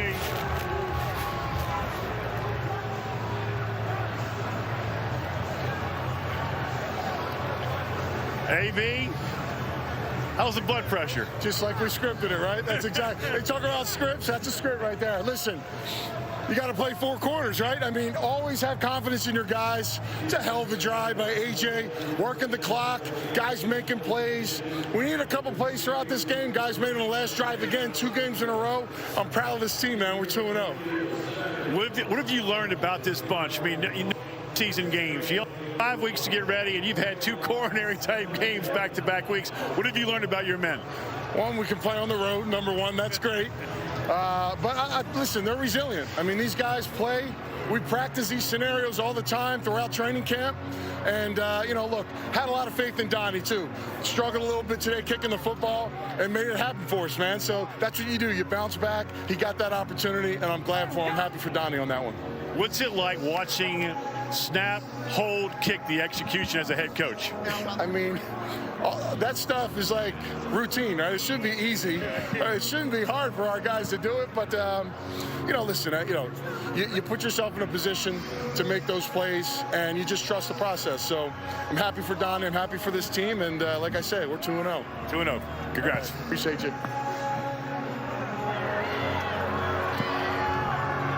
For the second straight week, you guys comeback victories in the 4th quarter. What are the qualities of a team to be able to make that happen? A bunch of dogs. Listen, this team never quits. And, yeah, I'm just so proud of these guys. I really am. This team means a lot to me. And it's freaking awesome, dude. I'm loving it. I'm loving every minute of it. How would you describe what this team means to you? It's family. I tell you, it's everybody says it, but we have an unbelievable group of guys on this team. Not a bad person. Like, everybody comes in, works their ass off. Excuse my language, but it's so much fun to come to work every day, and we're playing this game for a living, and it's awesome. I love it. And you guys had a short week with limited practice to prepare. What were the challenges in-game that you had to adjust to because of that? Timing. I mean, we did nothing but walkthroughs, so, and it's always tough. You know, guys banged up, injuries, and then coming back, bouncing back that quick to play.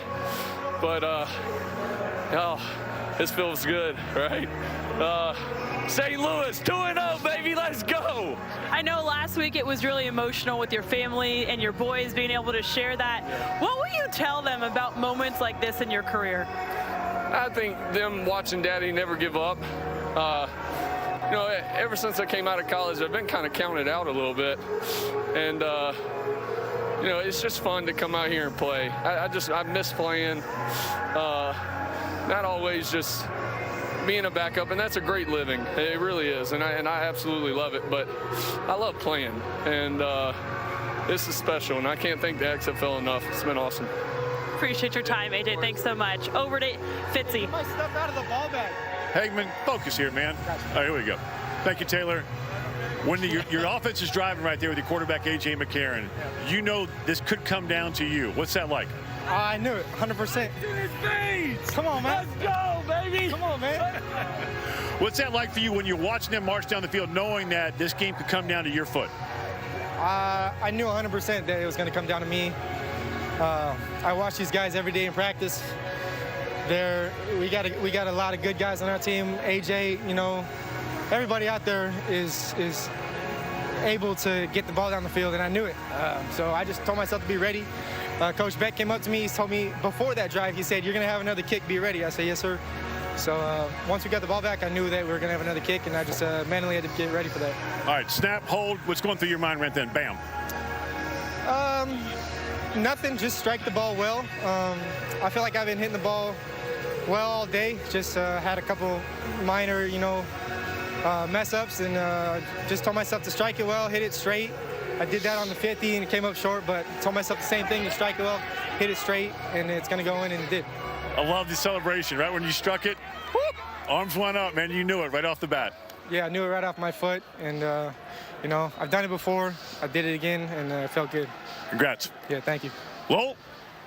Fitzy, thank you so much. Donnie Hageman, ice in the veins, just like he did back at his day at San Diego State when he kicked a school record 20 field goals in one season. He's going to remember this probably the longest, because that's a game winner to get St. Louis to 2-0.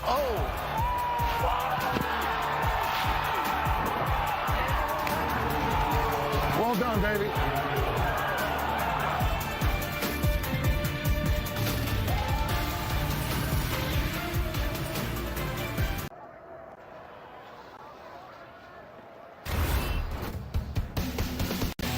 And this is the moment that mattered the most. Donnie Hageman, with time expiring, pure from 44 yards out. The comeback is complete. St. Louis, they do it again. They move to 2-0 on the season, the very early XFL season, and these are all against XFL North opponents. So climbing up those division standings and trying to stay there is Anthony Becht. Lowell Galindo here with Sam Acho.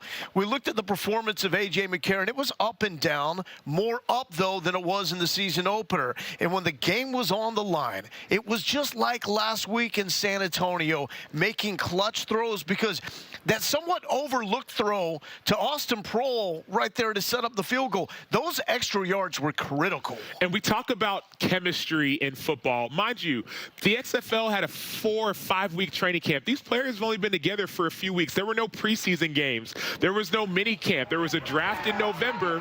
Players reported a training camp in January. Then they just started building their chemistry. But you see the camaraderie. Look at this. They say the fun is in winning. This is where it gets fun in football. How remarkable is that we're looking at a group that McCarron describes as a family, and knowing that they've only been together for a handful of weeks here. Well, football, there are these high-pressure situations, so what happens is it puts you in this opportunity where you have to become a family. You have to be like brothers, because you have to trust, like that play with Austin Proehl. Austin, I trust you're going to cross the linebacker's face and get inside and win, because if you don't, we lose. And so that kind of trust, it gets built off of not only what you did today, but what they did last week, going to Austin Proehl for the 3-point conversion, going to Austin Proehl for the 4th and 15. They were down by 12. They built that chemistry there. And so sometimes all you do is you lean back on what you did before to move it for what you're going to do later. And then redemption for Akeem Butler. He was great at the end of that comeback against San Antonio. He had a couple of costly drops, right? It took points off the board for St. Louis. But when it mattered most, that fourth quarter touchdown, that was huge and got St. Louis really back into this. And he's using all of his gifts and his God-given ability. Mind you, he's 6 feet 6 inches tall. Yeah. And so he's using his height and his length. He's saying, safeties, you can't cover me. Linebackers, you can't cover me. And then when he catches the ball, he doesn't get tackled for a 20-yard gain. He stiff arms the defender. Mind you, you're 6'6", you got long arms. He stiff arms the defender, and then he uses his speed to get into the end zone. And so you have to have a short-term memory as a football player. I get it. There was a drop touchdown on the corner route. But forget about that and make a game-winning catch like you just saw. And they were able to pull off this comeback with one time out in the later stages. So this goes back to the XFL adopting the college rules in the final 2 minutes, because ultimately Seattle left too much time on the board. So we saw DiNucci, huge play to Josh Gordon. We did, and we saw that, but you talked about it. The bigger point is there was too much time left. In the XFL, there's this rule where what happens is in the last 2 minutes, yes, when you go out of bounds, the clock stops. When there's an incomplete, the clock stops. But in the last 2 minutes, what happens is a first down, the clock will also stop, just like in college. And so we saw that three-point conversion that wasn't completed. Watch A.J. McCarron. He uses his legs. He gets out of bounds. He does it again later in this drive. And then these first downs that you see, avoids a sack. These first downs that you see allows the clock to stop and also keep St. Louis from having to use that last timeout. They saved that timeout for when they needed to get their field goal. And we kept hearing from Ron Zook, the Seattle DC, got to protect the 35. But mind you, yes, they protected the 35, but that play to Austin Proehl, that was after the 35. Yeah. 35 is a 52-yard field goal. You want to get even closer. St. Louis is saying, we want to get down to the 30, maybe the 28, to make it an easier kick for Hageman. And so that's why, yes, you got to the 35, but no, Austin Proehl, I need you right now to get a little bit further. Oh, and there's Austin Proehl, the former North Carolina Tar Heel, the former Seattle Sea Dragon himself with a little celebration. I talked to Gronkowski before hitting the gritty. Go ahead, hit your gritty. I talked to Gronkowski before the game. I said, hey, who's going to be your star? As I'm talking to him, Austin Proehl walks by. He stops Austin Proehl. He says, it's going to be this guy right here. Love it. And you don't know as an offensive coordinator who's going to make the plays, but you know people's DNA. You know their character. You know when the game is on the line, who do you trust? Proehl, A.J. McCarron, those are the guys. So DNA, right? What you're all about. That brings us to June Jones and the play call. Once Seattle scores their final touchdown, this is what they do. They go for three-point conversions.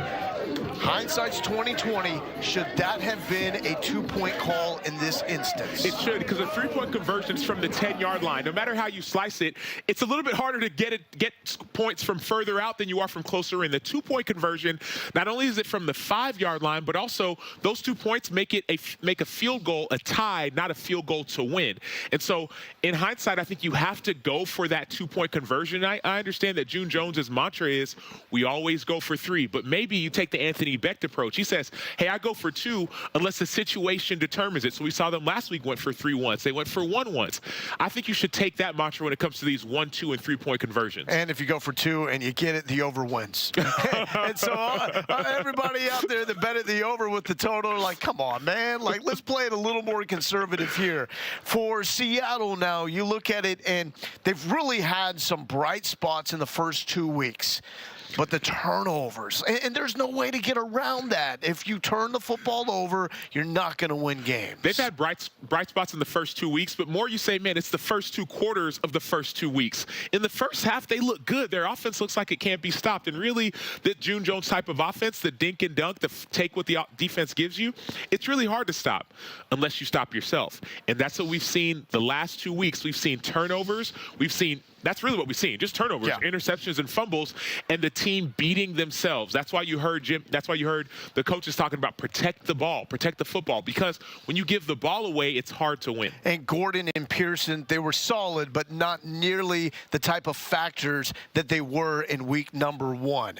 This is what the XFL is all about. We got the players mic'd up. This was Austin Proehl leading up to that game-winning field goal by Donnie Hageman.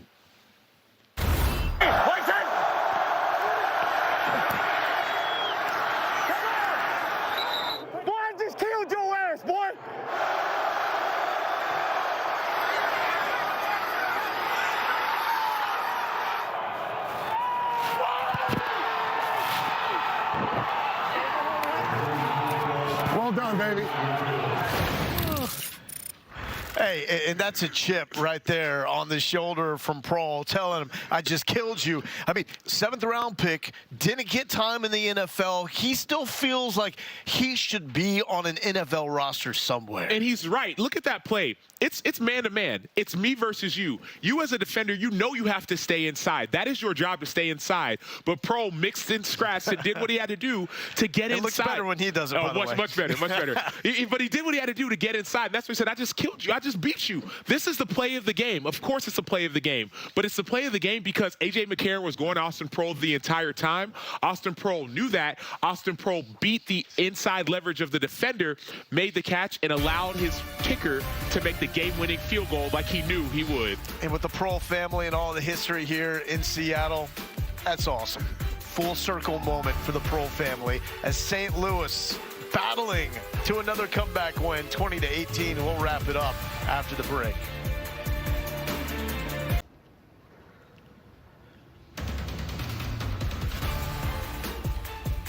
Welcome back to Lumen Field in Seattle, home of the Seattle Sea Dragons.